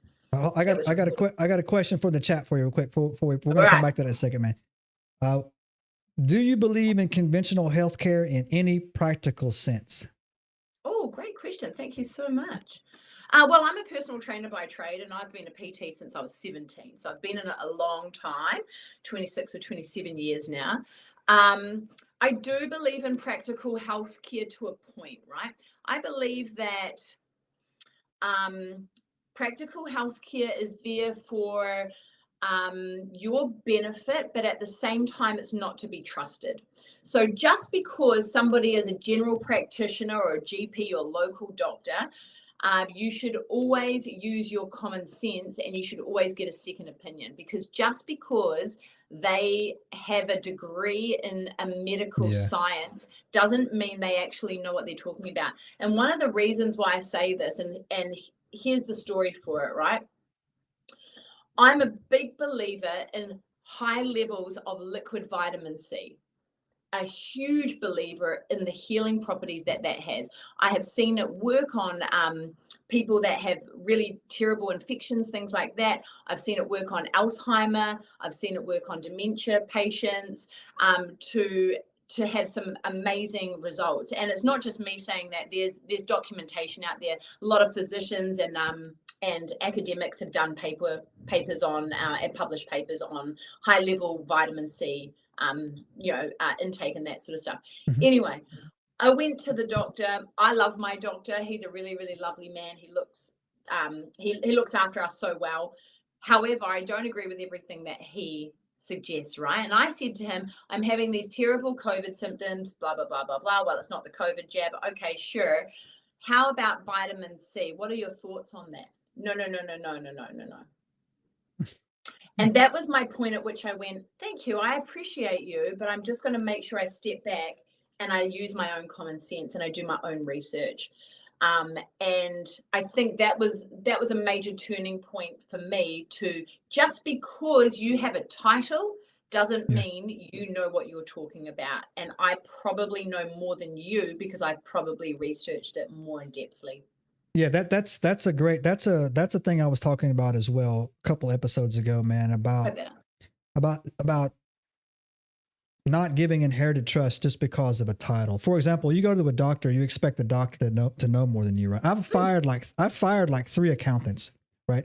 Because if I got to go in there and tell you what about this tax law, and you have to look it up, you're fired. You should be calling and telling me that, hey, look, man, we got this going forward, right? Like, I don't need somebody to file a tax. I need a tax planner. You know, you need to be finding ways to move this bank around, right? And it's again, like, it's, for example, I'm a dude, you're a woman. How can I tell? How do I know you carried a kid for 9 months and had a baby? Well, what am I supposed to do with that? That's two different. That's apples. So if I want to know about what having a baby is like, go talk to the lady who had a baby, right? And so that's the same thing that I expect when I go to the doctor, right? Like, okay, I can't figure this out myself because I have no frame of reference, right? but what you're telling me sounds like complete bullshit, right? Like, so for example, I was always under the impression, right, is that vitamin C is a good thing, vitamin D is a good thing, and how much ever my body couldn't process, I'll just pee it out, right? It's like, it's not going to, I've never heard anybody ODing on vitamin D, right? Cause I've been trying, I'm out in the sun every day trying to get after it, right? So, yeah, right. So yeah, that's the thing that's coming in on it, right? And again, the chat says, what you said tracks and always question authority. Trust me, she does. This was not a go along with the crowd type of chick over here, or whatever side you're seeing her on. I'm pointing over here. Look, and I'm not saying that, you know, modern day medicine isn't good, because a lot of it is fantastic, like really, truly fantastic things that are being created and that sort of stuff. But, you know, like, if medicine is just thrown in your direction, then hold on. Chat says, I thought Robert let Robert's back. He says that, how do you know where they graduated in his class? He could have been dead last. That's a good point. You could have got the worst doctor out of the group. Yeah, Robert. Could be a negative C lawyer, right? Yeah, that's exactly it. Yeah. Right. So please continue. Please, sorry not to interrupt you. No. That was all I was saying is, you know, like, if they're going to throw medicine at you, if that's their answer, then that's probably not the right course of action. And so we have three breaking things have happened in the last, you know, this is actually going to fit in. I don't know if you've heard about it down here. So we've had 3 things happen in the month of March that went down, right? Medical things that went through, right? And one of them is that we have a company that's filing for a patent to grow your body and then transplant your brain out of your current body into your new body. Right. Like, literally, that's a thing in America right now that they're talking about doing. So when you want, if you want to be 16 again, Lisa, no problem. Give us some stem cells out of your whatever, and then come back in 3 years and we'll put your brain right in there. Right. Probably need a new liver though, because I was drinking a shit ton of alcohol. Exactly right. Yeah. Right. Yeah. Exactly right. So that freaked me out. Right. But they also said, no, if that weirds you out, we can also just chop your body up for organs. And I'm like, that's even weirder, bro. That's even weirder. Right. But so that's a thing in America that they're talking about doing. They're looking for funding. And of course, Elon Musk, weird ass, is talking about giving them $1 billion to do it. But also there was this guy who came out, and I don't know where a hospital he's in. It wasn't John Hopkins or anything like that, but he was a scientist / doctor. He had both degrees, right? Whatever it takes to get both degrees he had. And he says that he has uncovered in his studies that exactly what you're talking about, that the human body has the ability to heal itself so strongly that you can grow back limbs. And that I read that. Did you read that? Yeah, right. And he was saying that it's something that's, because he points to a very valid science, right? And the valid science that he pointed to was stem cells, right? He says, you know what, you can take stem cells and you inject it. He says, but you know, your body has the ability to produce its own stem cells if it's stimulated in the proper way, right? And he says he knows how to do it. And I'm like, man, that's pretty spot on right there, right? And it came on the heels of another doctor out of Japan who cured schizophrenia. Did you hear about this? Wow, no. Yeah, so I have a nonprofit organization I founded called Project First Step. You go look at projectfirststep.com, where I help veterans and just people who are dealing with psychosis, right? Mostly drug-induced psychosis, but psychosis in general. And oftentimes psychosis will be misdiagnosed as schizophrenia, right? But it's not. It's very similar, but one is supposedly uncurable and psychosis is treatable, right? But he says no, and he did it. And what he discovered is that the brain, and you being a personal trainer here, you this is right up your alley as well. When you put your body, so as a human, as I'm going to use myself as an example, right? I back 2,000 years ago, you and me were in a cave somewhere with our tribe. You're the gatherer. I'm the hunter. I got to go out and kill this Tyrannosaurus, right? And come back. And based on that food patterns, I'm only eating once every 4 days or once every 3 or 4 days, right? We're definitely not eating 3 times a day. That's just not how it is, right? And he said that by putting people into that mode of intermittent fasting at a fairly aggressive pace, right? The first thing that your body attacks for energy is defunct brain cells. It eats the bad brain cells in your brain away and forces your body to produce fresh brain cells, right? And so the first thing that it did is that when he put people with schizophrenia on this keto diet, right? And just kind of like was really like, just taking them. Of course they were hungry. You know what I'm saying? Hungry, right? Cured them.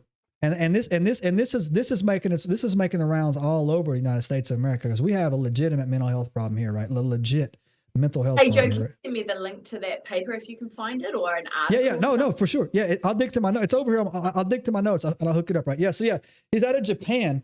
You can look. You probably can. Well, yeah, if you can Google it if you want to, but it's a doctor out of Japan who's cured schizophrenia through intermittent fasting or fasting. Because that's massive, right? So huge.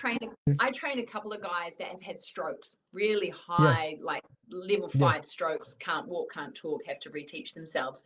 And yesterday I got my client in the swimming pool swimming with both arms. So freestyling with both arms, and stroke only affects one side of your body essentially.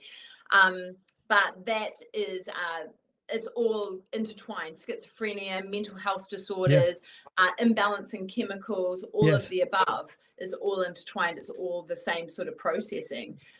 So yeah, that'd be really, really interesting, because if we can make he proved the fact on it too, that no matter what you put your body through, that your body is always trying to return to homeostasis, right? It's always trying to get back to that optimal thing, right? So no matter what you're doing with it, if you just stop doing that, right, your body will immediately, you'll feel it. Like you might go through some stuff, right? But it's trying to get back to good, right?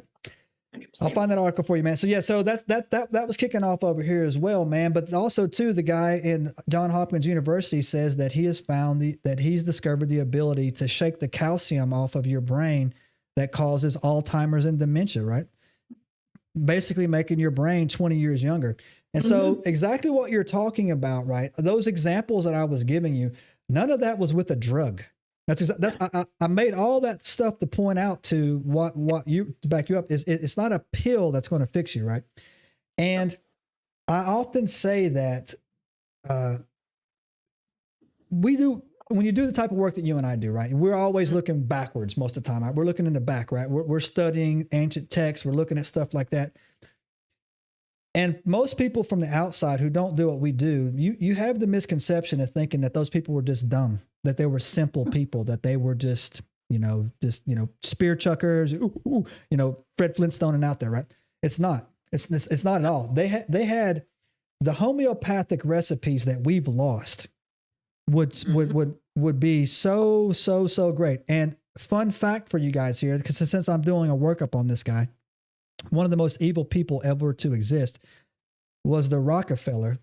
And Rockefeller, you can't step on a university in America. You can't step on one from a community college to Harvard and not see a Rockefeller plaque where he donated money.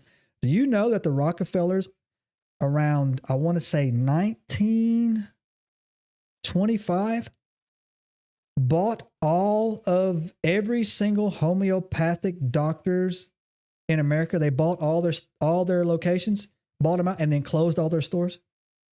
All of them. They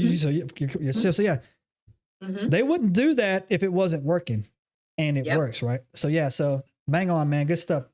So feeding from that, guess what's happening in Australia over the last 5 years? Hit me. So you cannot go to a health store anymore. What? Yeah. Yep. So systematically, and Juliet, you can write that down for Juliet for next week. You cannot go to a health store. We used to have Health 2000 and Common Sense Organics and all of these other types of food places that would sell minerals and herbal remedies and all this sort of stuff. You cannot go there now. They don't have them anymore. Systematic shutdown. Wow. I got another question. I got another question from the chat here. I don't know. I don't understand this, but you probably will. What is the ideal macro profile for a generally healthy human? Oh my God, you want me to go macros and micros? Come on. Do you know? Okay. I hit you. This is my version. It's only my opinion. You choose to take whatever you want, right? My view is if it comes from the ground, or it is made by God's creatures, whatever, you know what I mean, Right. then that's what you should eat. If it sits on your shelf and doesn't go moldy within a week, you should not eat it, because that Correct. means it's got additive preservatives and everything else in it. And what those do is they sit within your gut lining, and it stops the nutrients from dropping through. So you've got like this gauze around your stomach, and essentially if the gauze is doing well and it's unclogged, then you put food into it and it sucks all the nutrients out into your bloodstream and all that sort of stuff. And that's how you feel really good when you eat something nice and healthy. When you eat something that's healthy and you don't feel great from it, it's because your gut lining is clogged up with this crap in it from the processed foods, the additive preservatives, color 1, 2, 3, emulsifier, blah, blah, blah. And the good nutrients cannot filter through. So then it doesn't matter what you're eating as far as being healthy. If your gut lining is not the correct pH balance, there's no probiotics, the good juicy stuff in there, then you cannot absorb the good food and the nutrients that are coming through. So it really doesn't matter two shits about your macro intake, i.e. protein, carbohydrates, fats. If your gut lining is not correct, you can put whatever the hell you want into your stomach and you still will not be able to absorb it. Does that make sense? Makes sense to me, guys. Hey, look, Lisa, you don't know this girl. Look, this girl, I've seen some videos of her, man, making grown dudes cry in the gym, man. So go head over to the Cryptid Women's Society and schedule a remote session over there if you guys want to get down to. Yeah, 100%. I'll look after you. But look, the thing is your body is made to eat natural things that grow on the earth. Your body is made to not drink shit Dr. Pepper. What? Right? This is my protein check. No. My protein check. And the Americans, oh my God, you guys are poisoned left, right, and center. Oh yeah. So I'm very privileged to live in New Zealand, where we can put stuff in the ground, it grows, and we literally eat off our backyard pretty much. Yeah, you nailed it. At the end of the day, like, more protein, have yourself some good red meat, eat some chicken, so long as it doesn't have a shit ton of a growth hormone in it, and eat whatever your body makes you feel happy. Eat that. Yeah, and if it grows in the ground, even better. I back you up on that 100%, man. I walked out of the house today to bring in the recycle bin from last night's pickup, right? And I looked up in the skies, and I'm just like, they try to kill us every single day. If it's not the food we eat, it's the air we breathe, and I'm just like, whatever. With these guys. Man. It won't work though. You guys have got a challenge. Yeah, absolutely. You guys are challenged. I've never been in New Zealand, but I'm heading that way. You know why? Because after we're done cleaning the house here, I'm heading south with my boys. We're about to clean up down there, and we're going to meet us at the beach, Lisa. I'm bringing about 3,000 of my friends. Oh my God! We're coming in. We're coming in hot. So check this out. Go for it. Segue. I'm going to tie in what you were talking about to what's happening right here, right? Mm-hmm. So today, something dropped in the news today. Literally 3 days ago, they were talking about the hollow. This is on our mainstream news. You can't make this trash up. We're talking about the hollow earth and Nephilim. No lie, was coming out on Monday. They really don't want these emails to come out, right? So they were talking about the hollow earth theory, right? But it didn't get any traction, right? So today there was a leak that happened that came out, right? I'm gonna read it to you. A CIA alien channeling document audio was released on X today by a researcher named Dr. Andra Puhark, and he was tying it into deep military circles, including MK Ultra, that's been going on since the 1950s, where we, during the 1950s, through our mediums, we made contact with a collective of entities that the CIA referred to as the Nine. Right. This is coming out this is coming out, right? And it's saying what it's saying is that the reason why I throw this out here is because you've actually been here, or been where I'm about to talk about. These, according to our 1950s or current research documents as well that started in the 1950s, that these Nine are telling them that they are the original ancient Egyptians gods that we know all about, that we read about, like in the stuff, right? And that they were talking about how that they are currently on their way to return, and that they are going to rebalance our society and rebalance the earth, right? And this is funny, y'all. You might not know this. This girl has actually been to Egypt. She's actually been around that place before. Or you're going there. Yeah, you haven't been yet, right? No, I have not. Juliet has been. Yeah, but you're on your way, right? We had a trip planned for the end of this year. We would love to go, but it's too dangerous for us to take our American girls. But Juliet and I are still planning on getting okay. All right. Yeah. But I know everything she knows, so feel free to ask. No, so Juliet's been boots on the ground. You guys had a plan to go over there. I'm sure you'll get over there soon. We have a CWS member over there. Astrakat is Egyptian and has a lot of contacts over there. It's really interesting. Like, I'm glad that you brought up this kind of 9 coming back, blah, blah, blah. I'm sorry, like every single UFO disclosure thing right now is we're coming back to help balance the earth and fucking bring humanity to union and all this sort of shit, right? What gets me is what has just been released, and I'm going to throw this back to you, Joe, and you can answer this one for me. I watched something about Kash Patel talking about how a whole heap of ministers and pastors and churches have been told to ready their people because there's going to be some form of major disclosure. And now Kash Patel is saying that the documents are ready to be released. Yeah. So what's that? Project Bluebeam on the way? Yes. That's on my notes. That's on my notes right here, Lily. So that's exactly what it is. And I can take you a step. So, and I've hit the, I don't know what it's called when you score 4 goals in something, but I did it this week or last couple of weeks. Quadruple. Yeah. I managed to piss off people who practice Judaism. And then the next day, the people who practice Catholicism. I pissed off the Jews, the Catholics, and the Hindus, and the Buddhists. I got them all 4 in a week, Lisa. Personal best, right? Personal best, right? And it was because of stuff like it had nothing to do with God. We were talking about aliens. It's like, say, I don't know what I'm doing, but I'm pretty good at it, right? But this is what I was talking with them was I said that I don't remember when, but I covered it, man. 2 or 3 years ago, when the older Pope was alive, he actually did it's on my socials. He actually did a mass wearing a green thing that had the Nazca lines written on it, right? I don't know if you remember that or not, right? Yeah. And then he also said that the Catholic Church has created SOPs to speak with extraterrestrials on how to convert them. That's literally what he said, right? And I said, okay, that's weird. But everybody was like, all right. So first thing they're going to do is when we land, we're going to talk about Jesus. I mean, I'm for it, but like, I don't know. That's the first thing we're going to, where are you from? That's what I want to know, right? Like, how did you get here? Right. And so, so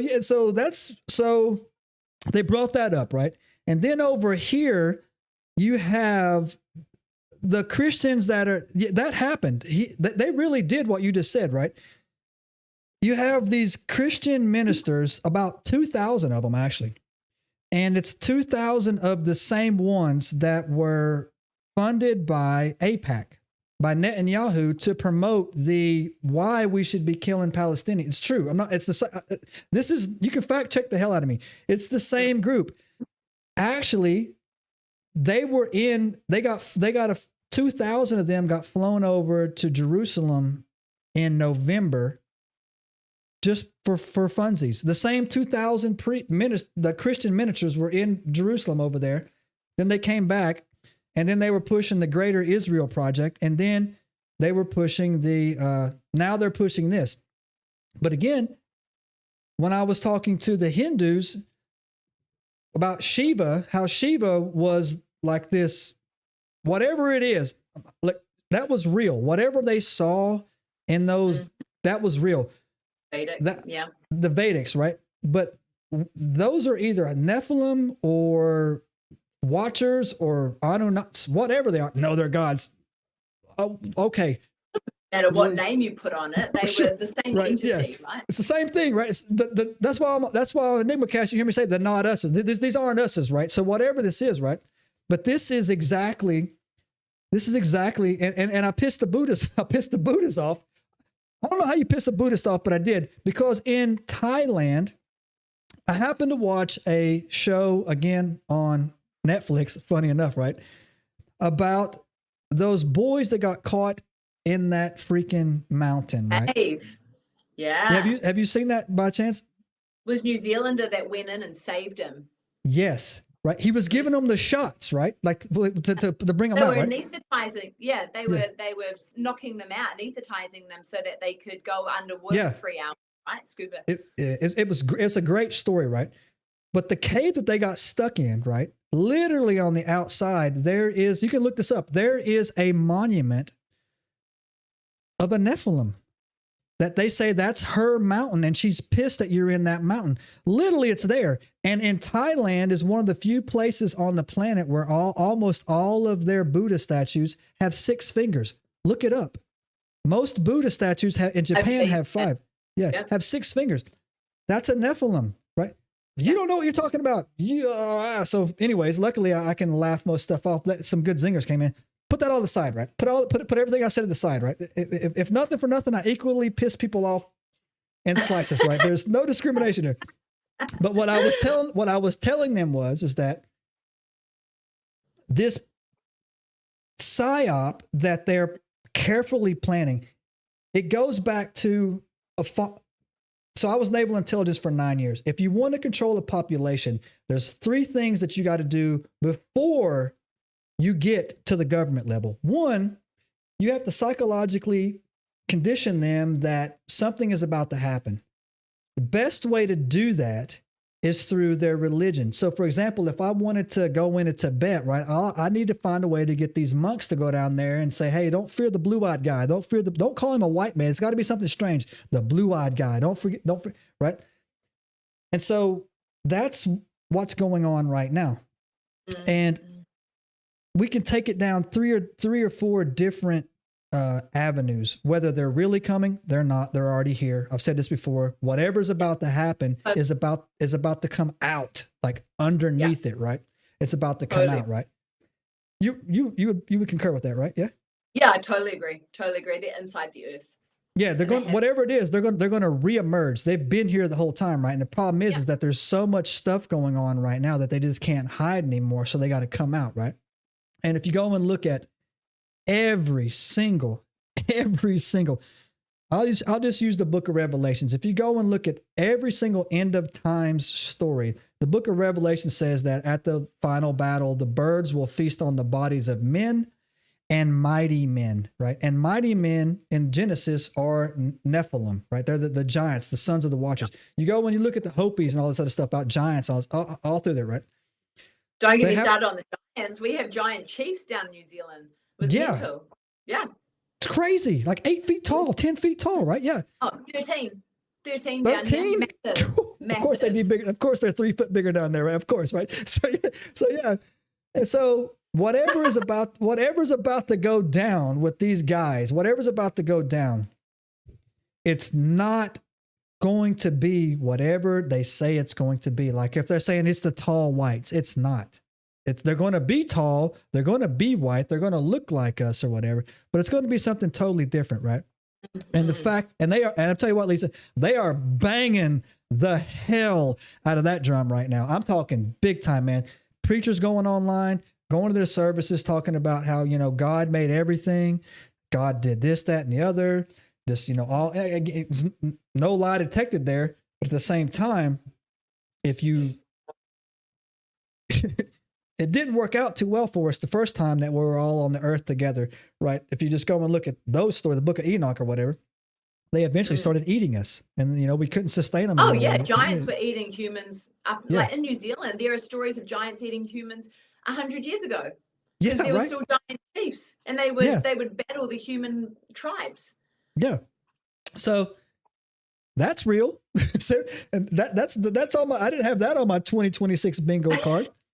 But yeah, like all that stuff is jumping off, man, and it's just one thing or other. But again, it lines up perfectly, right? In order for them to convince you that these beings are from outer space or coming in, they're going to want to show you them coming in from outer space, right? Instead of walking out of a tunnel coming into the thing, right? So when it also ties back into, again, I've been going hard on the Catholics here, but again, man, it ties back again right before the first, the not the current guy, but the guy before him passed away.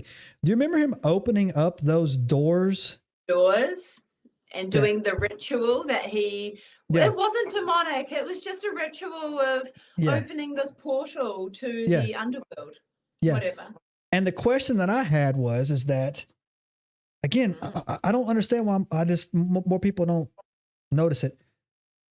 The guy opened the door from the inside, and there was a camera in there. How did that camera get in there, and how did that guy get in there when you're saying it hasn't been open for like quadrillion years, right? No, he didn't open it. They did. Something on the inside opened that door, and he went in, and he looked like he was about to die. He was freaking out when he was going on. The Pope was freaking out, man. And then did you see the camera images of those guys' faces that opened it from the inside? Yeah. Whoa, I was like, that's not right. Yeah. That's bad juju, man. Yeah, and I don't want to say that me, Lisa, and Juliet were on the reptilian thing before it was cool, but we were on the reptilian thing before it was cool, right? We were the original OGs. We got shadow banned for proving that Adele did some weird shit in New Zealand, and now everybody's talking about it. You remember that? Everybody's talking about it, right? Adele, oh my God, yeah, everyone's a bloody reptilian now. Yeah, so 2 years, so I think it was probably 2 years ago. Was it 2 years? Probably 2 years ago, something like that. We actually an article came across my desk where Adele, I don't know, shape-shifted in New Zealand, and I kicked it to Lisa, and she found the news article. It was like a legitimate, like one of your legitimate articles. And I tell you what, Joe, actually, that popped up into my feed the other day because one of your followers commented saying they could have at least put like a female reptilian face. Oh yeah, right. And I thought that was just brilliant. If she's watching, oh my God, best comment. But I thought I'm going to follow that up because I want to know where that journalist is. He is no longer a journalist in New Zealand, I don't believe. And I want to know because apparently he was there watching it. Yeah.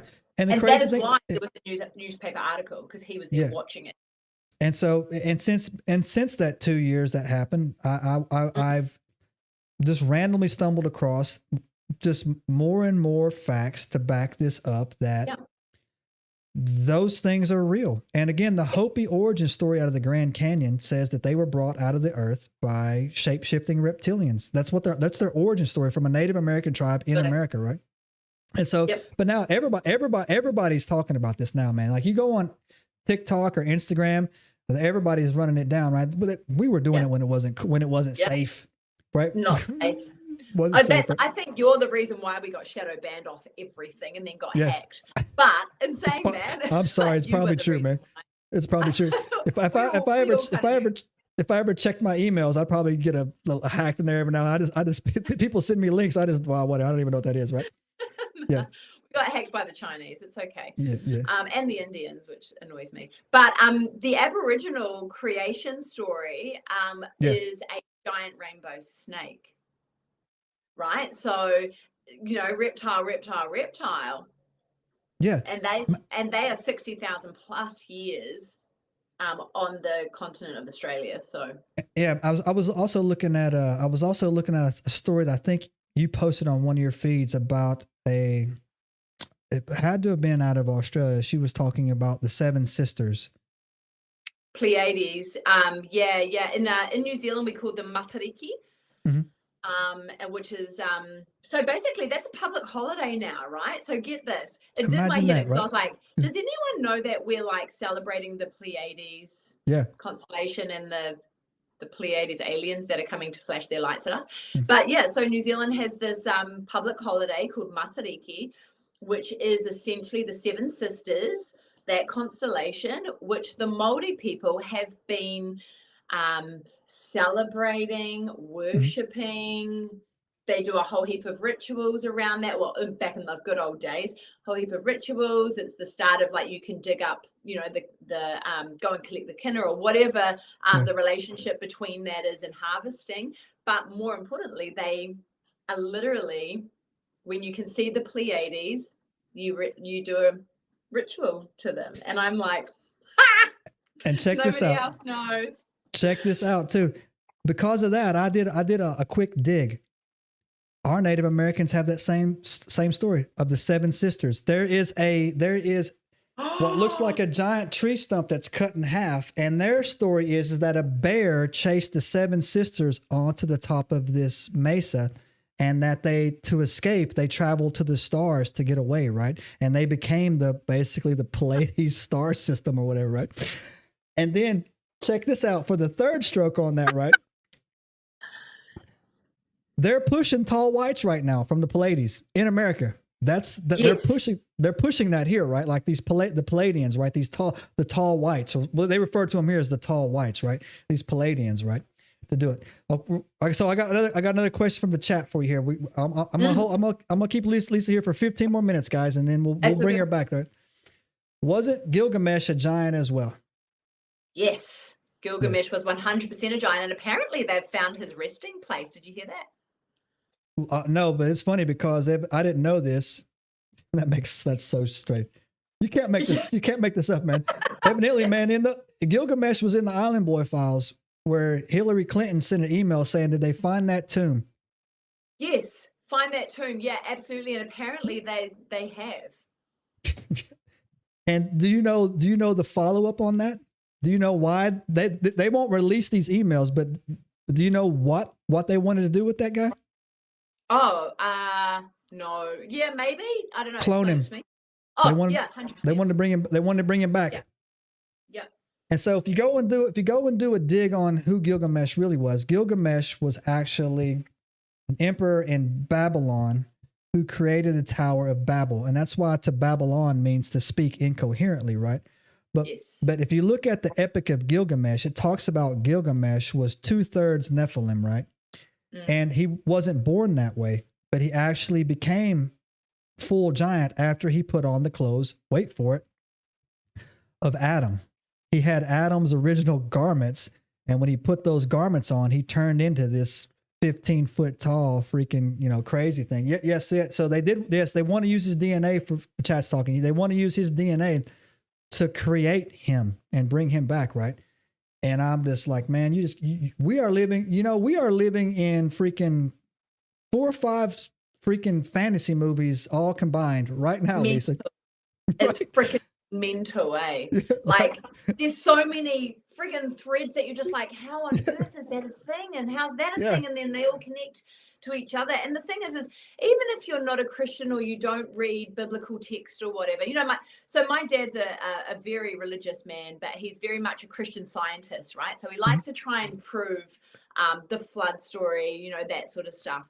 And we talk about stuff all the time. And he said to me, well, Lise, if Noah's Ark is real, if that story is real, then they must have had Bigfoot on there. Yeah. Bigfoot must have been on the ark. And I was like, that's a weird question. So right. I was like, okay, I like him already. Yeah. And so we have these conversations all the time, and he sends me a whole heap of pictures and bits and pieces in regards to Nephilim, in regards to giants, and how they move down through the South Pacific. And then you've got a whole heap of other kind of navigation stories around Egyptians coming down to the South Pacific. There's pyramids throughout Australia. There's giant bones everywhere. There's giant quarries in Australia, which they believe the giants actually created, digging for copper and other precious metal that they deemed precious and needed. And so whether or not you are a biblical person or religious person, or you just like reading biblical text, I think it's really important to learn it properly and to understand with discernment actually kind of what it means, because there's so many, like if you read the King James Bible, for example, it's just totally skewed into one man's opinion on what it should be. And Correct. the same with what you're saying about the Book of Enoch and these other apocryphal documents. You have to read all of them because it gives you the context into what the Bible actually meant. There's so many you have to read between the lines. Yeah, and don't listen to Billy Carlson. Oh God, please no, he's a fucking idiot. Oh my God, that dude is insane, bro. Like it's really important that you find somebody or a couple of different sources that really go dive deep onto things and spell it out for you so that you can then understand how it works. Because there's so many intertwining things that are brought in, and it's wild, man. It's so wild. And again, you'll never convince me that the Grand Canyon is not a stripped out copper mine. 100%. It just totally looks like there's no glacier that cut that. That's insane right there. And when I look at when that movie that I was telling you about, the Apex movie about that hunting in Australia, I know there's got to be dinosaurs there. There has to be, because when I saw that, when they did some amazing aerial flyovers, right, of like, and people don't, and again, a lot of Americans never, I mean, it's true, they'll rarely leave the state they're born in, right? They'll just, and that's just, that's just an American thing. I don't know why, right?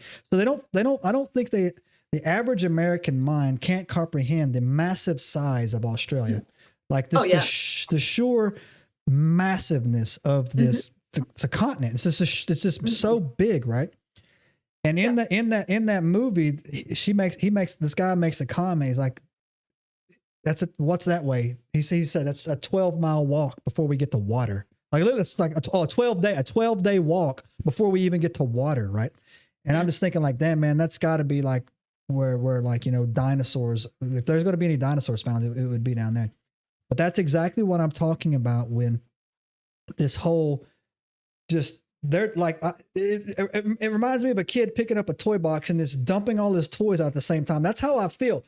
All this stuff is just getting thrown at us right now, coming at us just like at nonstop, right? And I'm just, and I tell you what, Joe, like down in the South Pacific here. So when we call the South Pacific, we go Pacific Islands, New Zealand, Easter Island, Australia, and then up into like Indonesia, Papua New Guinea, Solomons, up into kind of that Indonesia, Philippines space. Right.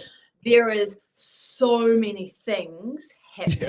Like it's wild, and not on the conspiratorial level, because we just don't have the government entity to push that through. It's not worth it. You know what I mean? We're third world country. No one gives a shit.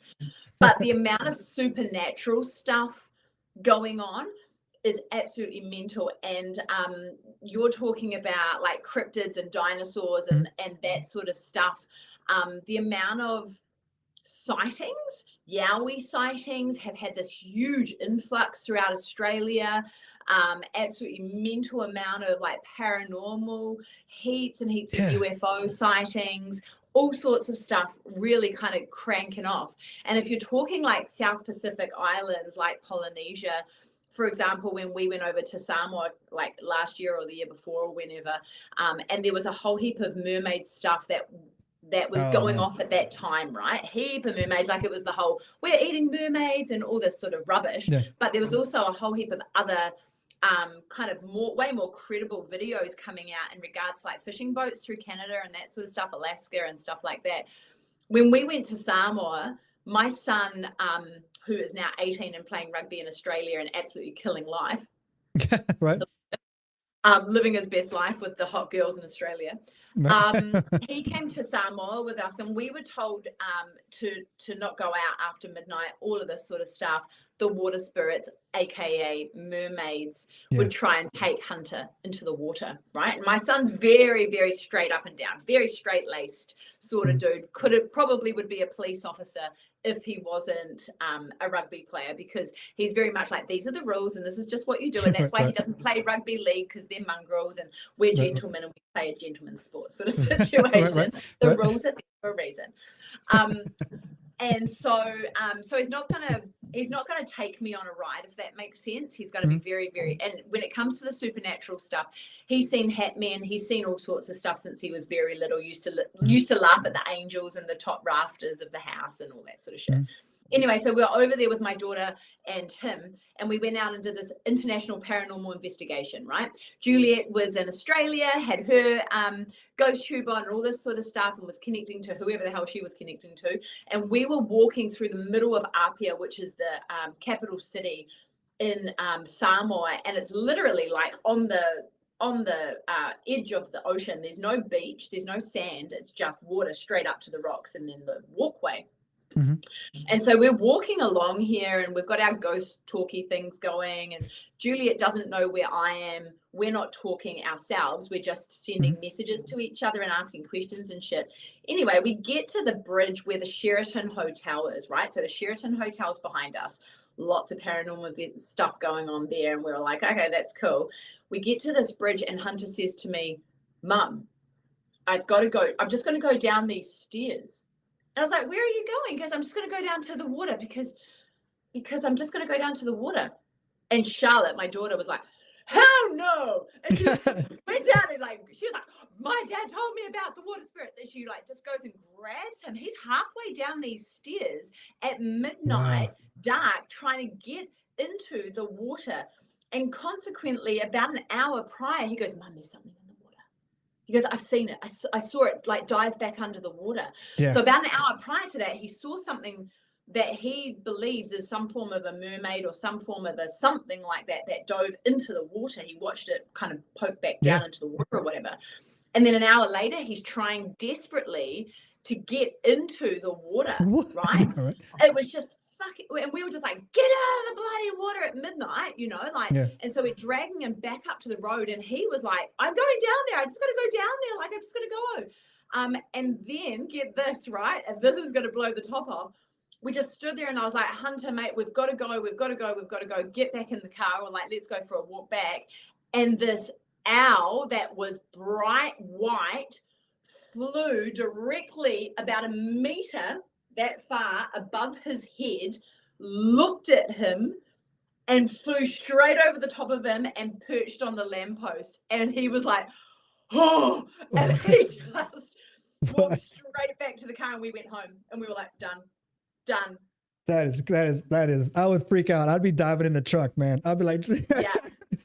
And it was for him, obviously that owl looked directly at him. It flew just above his head.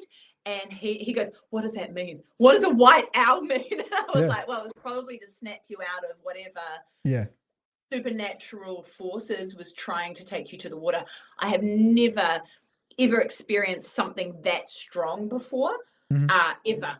And we were told be very, very careful, because the islands are just so full of energy. For sure.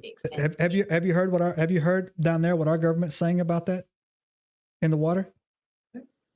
No, they're telling us there's a congressman up here for the last 6 months. Tim Burchett has been telling us that off our coast are 6 to 7 different species of beings living in our waters. Really? No, it's true. Yeah, it's Tim. I actually met him. I got his card over. I actually met Tim Burchett in November when I went to the UAP conference, right up in Washington, D.C. Well, the hearings, right? I actually met him in the hallway.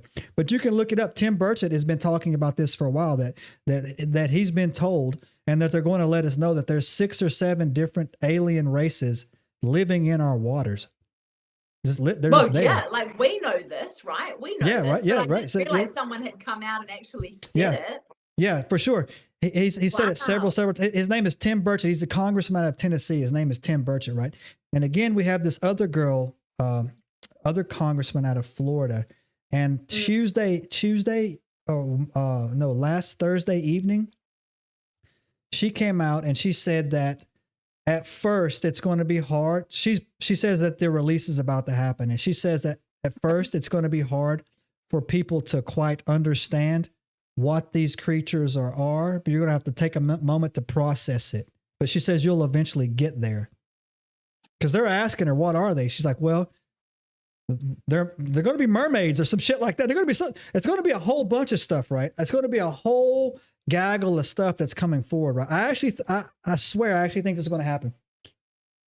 On a Wednesday, we're going to get an announcement that something's going to go down, and by that Friday, it's going to be the cantina scene in freaking Star Wars.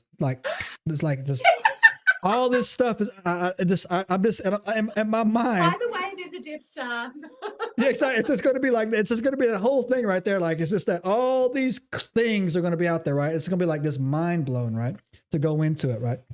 All right. Wow, it would be great for our businesses because all of a sudden people will be Google searching, who do I talk to get the real information, right? Come on, let's do it. Yeah. Hey, so check it out. Before I let you go, I've kept you here for about 2 hours. Thanks for hanging out, Lisa. Thanks for being a champ. So welcome. All right, so one last question from the chat. In the chat, it's the last question, right? And then I'm going to cut her loose here, right? What about Tartaria? Yes. Right? Yes, Tartaria is a real place. It was a real place, 100%. There's a lot of maps showing it. I believe it was the Mongol population, civilization. I haven't done enough research to really give full-on ideas, but I do believe that the Chinese did not build the Wall of China. I believe the Tartarians did. I don't give too much emphasis into like old world architecture and stuff, but they were definitely connected to the world fairs, all of that sort of stuff. The big giant blimp, whatever you call those, flying. No, yeah, the blimps, yeah.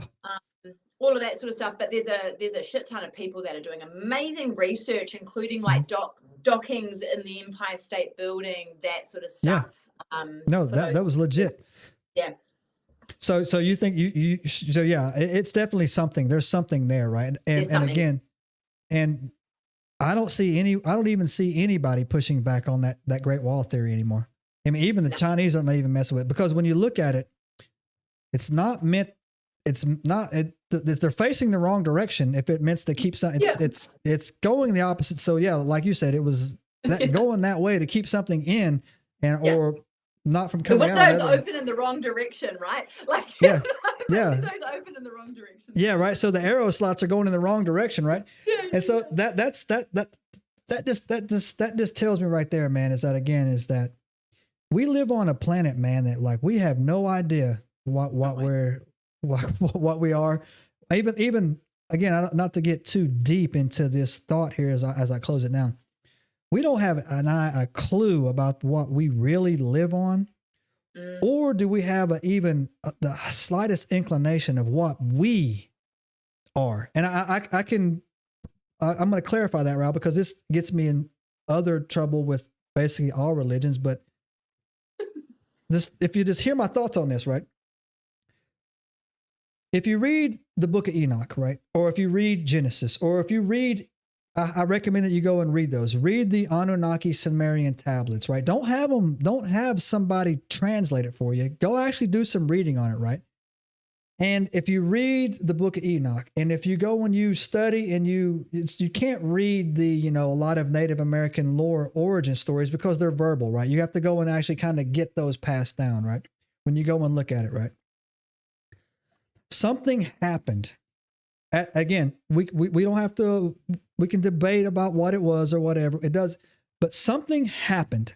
And when whatever it happened, there was a divide, right? Everything got pushed away from us.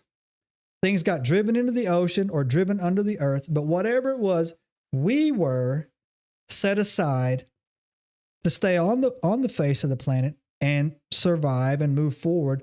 But we were also not allowed to be touched. And I'll tell you the reasons to back that up. The Kelly Cahill story that you can go to the Enigma cast, and one of the first things we ever talked about there, right? She said that the thing told her, "This is my daughter," right? Why would I kill her, right? Like they wanted to kill her, but like, no, this is my daughter, right? Like, and also you move forward into the Betty and Barney Hill stories, and you move forward into all of these, silent things that happen. They're doing it at night. They know they're not supposed to be doing it. That everything is keep hush hush or whatever. They're not supposed to be messing with this. But also, okay, you're not a spacehead. Let's go the other direction. There's things in these forests and in these national forests and in these woods that could easily decimate us, but they're not allowed to. They're not allowed to touch. Do you know that there has never been a reported dogman attack ever? A lot of sightings. Now, I know what you're going to say. Well, if a dogman got them, they would probably die anyways. I can't argue that. If they got them and they ate them. But there's been so many encounters of this thing, right? Or these things, right? and they're not allowed to mess with you. And I'll take you a step further here. I'll concede to that one spot. You'll never find a dogman story where a dogman breaks into somebody's house. You'll never find it. You'll never find a story where a black-eyed kid just walks in the door. You won't ever find it. And then when you go back and you look at the lore where it says it has to be invited in, and that's why when people knock on my door and they say, "Hey, Joe, can I come in?" I say, "I don't know. Can you?" That's how I answer my door, right? So you guys feel free to use that on you want. I just don't say, "Yeah, sure, come on in," right? No, can you come in? Yeah, that comes out. That's how I roll, right? But there is something about us. There's something about human beings. And if you look at the Aztec Mesoamerican, I promise I'm making my point here. The Aztec Mesoamerican lore stories about how, right, that this is our 7th iteration of us. This is our 7th, not human beings 7th time around. Our 7th iteration, that means us transforming into something else, right? And then when you read the Anunnaki tablets where it talks about the lore in there about how Enki and Enlil went to war because Enlil was the supervisor of this planet and he was pissed off his brother made us too strong. He said, "You made them too strong. They could overcome us." That's literally what Enki and Enlil fought for. That's why Enlil wanted to wipe us out. And that's why Enki said, no, this is my creation. That's not your thing. Put it away. Go to the Bible. Old Testament. The first five chapters in the Christian Bible is the Torah, right? The 2 central things in Christianity, right? Whatever, God, whatever. Specifically says, you are wonderfully and fearfully made. Now, why would the Creator add that to us at the end, right? Why would he add that into our line? Yeah. So when you look at, when you have children, when you have your kids, do you ever say, "Wow, they're wonderfully and fearfully"? No, they're wonderful, right? Like you love your children, right? You're like, "Man, this kid's going to grow up one day, man, and probably eat me." We don't say that, right? But the Creator, right? But the Creator in all the stories that you read about us, there's a wonder factor and there is a legitimate fear factor in there. I don't know what it is, but I think there are groups of people on this earth that do know what that is. And that's why the thought process of why don't they just enslave us? Because they can't. Because they can't do us. They're not even supposed to touch us, right? They can't do it, right? And that's the thing that I see that we're going to come to. And that's how, but again, coming full circle, that's how ignorant we are. That's how ignorant we are of who we are, right? And the abilities that we have and the abilities that we can possibly do, right? So anyways, Lisa, I've kept you here for a hot minute, man. I want to thank you so much for taking the time out of your day and spending time with me and hanging out. It's always a joy, man. We do not get to hang out enough. Let's promise on that. So before we wrap, Lisa, tell everybody everything where to find you, how they can get a hold of you, and everything else, right? Well, thank you, Joe, for having me. Oh my gosh, This has just been such a wonderful talk. We don't often get a chance to talk everything. So I really appreciate this so much. This was wild. I hope everyone enjoyed the show. So my name is Lisa. You can find us at cryptidwomensociety.com. We're on Instagram, Cryptid Women's Society, INT as an international, because we lost our original. So that's the new one on Instagram. We are not on Facebook. Do not find us on there. That is the hacked version. Feel free to report that page. And we are on YouTube. We drop a new episode on Monday night, 8 p.m. Eastern. And we've got a cool little community on there. We get involved in a whole heap of different stuff. And hey, Joe, you're the first to know. We're just about to relaunch CWS, and we are going to be inviting boys. Oh, I'm in. Don't tell me twice. I've been waiting to get my shirt. I've been waiting to get my stripes, man. Come on, I'm in. Let's do it. I'm all about it. Yeah, so the girls do the research, obviously, and there's a girls' space, but there's also going to be a space for our boys because honestly, like the guys have just been so supportive. We didn't kind of realize that it would be like this, and we just went, actually, you know, this is such a wonderful space to be in, and we really just want to get everyone together and have a good old time. So yeah, that's amazing. What's happening. Keep your eyes peeled. Yeah, and when that happens out, I'll post it out, guys. I follow. You'll meet Juliet next week. The very, very funny fact is that Juliet and Lisa were the first guests to ever do an Enigma Cast episode with me, right? So if you go into the Enigma Cast archives, not on this page, this is the Enigma Daily, but go to the main page, go back there, and you can watch. And we've came a long way, girl. I would hope that the show's a little bit better. Yeah, we've came a long way, y'all. So, but I tell you what, if it's people have reached out to me and say, go redo those episodes. I will never redo those episodes. Those episodes are near and dear to my heart, man. They are and the data is good, man. Like it's good knowledge, man. Just go in there and enjoy yourself, right? So, guys, I follow them on Instagram and TikTok, and I don't follow a lot of people. I'm kind of a snob like that. So if you want to quickly find them, just go to my page. You're already in there. Click to my followers, go over there and give them a follow back. Not only are I'll give them a plug on the way out. I use them as my international source of strangeness, right? Like, so they're always into something down in the Southern Pacific or whatever, and to come in through. We don't get that type of knowledge here in America. A lot of the Bigfoot researchers that I deal with up here, or researchers in general, they stick to their state for some unknown reason. Like in Ohio, they'll never go to California. So it's good to branch out. Go check them out. Go give them a like. Go give them a follow. The same thing on YouTube, Cryptid Women's Society on the YouTube channel, man.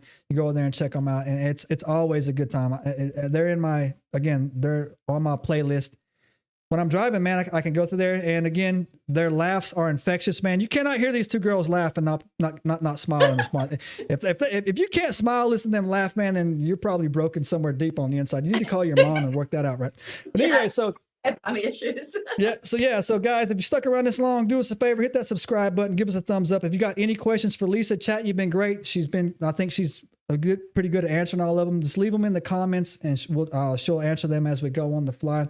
Again, this is not my primary channel. This is the Enigma Daily. This is my opinion-based, guest-based type of channel. This episode, she was my first guest to get on here because I had to work out the technical issues on it. But this is what you can expect from this channel. If you want to get the deep dive, the research, the receipts, the notes on very specific things, go to the Cryptid Women's Society, go to the Ancient Enigma Files, go in there, subscribe, and enjoy yourself, knock yourself out in that as well. We are on every single streaming major platform on the planet. This show is actually mainly RSS audio only based. It'll drop tomorrow after I process it. Lisa's channel's on there as well. Whatever platforms you do, just go type it in there and give them a follow. So guys, thanks for tuning in. Lisa, not enough hours in a day, man. So hey, thanks for hanging out. Love you, man. Nice to see y'all. Nice to see you. And we'll don't worry, guys. We'll get her back. All right. So, all right, guys, you know how we do. That's all you get for $1. And we are out. Subscribe now and turn on notifications to join us on this extraordinary journey into the unknown.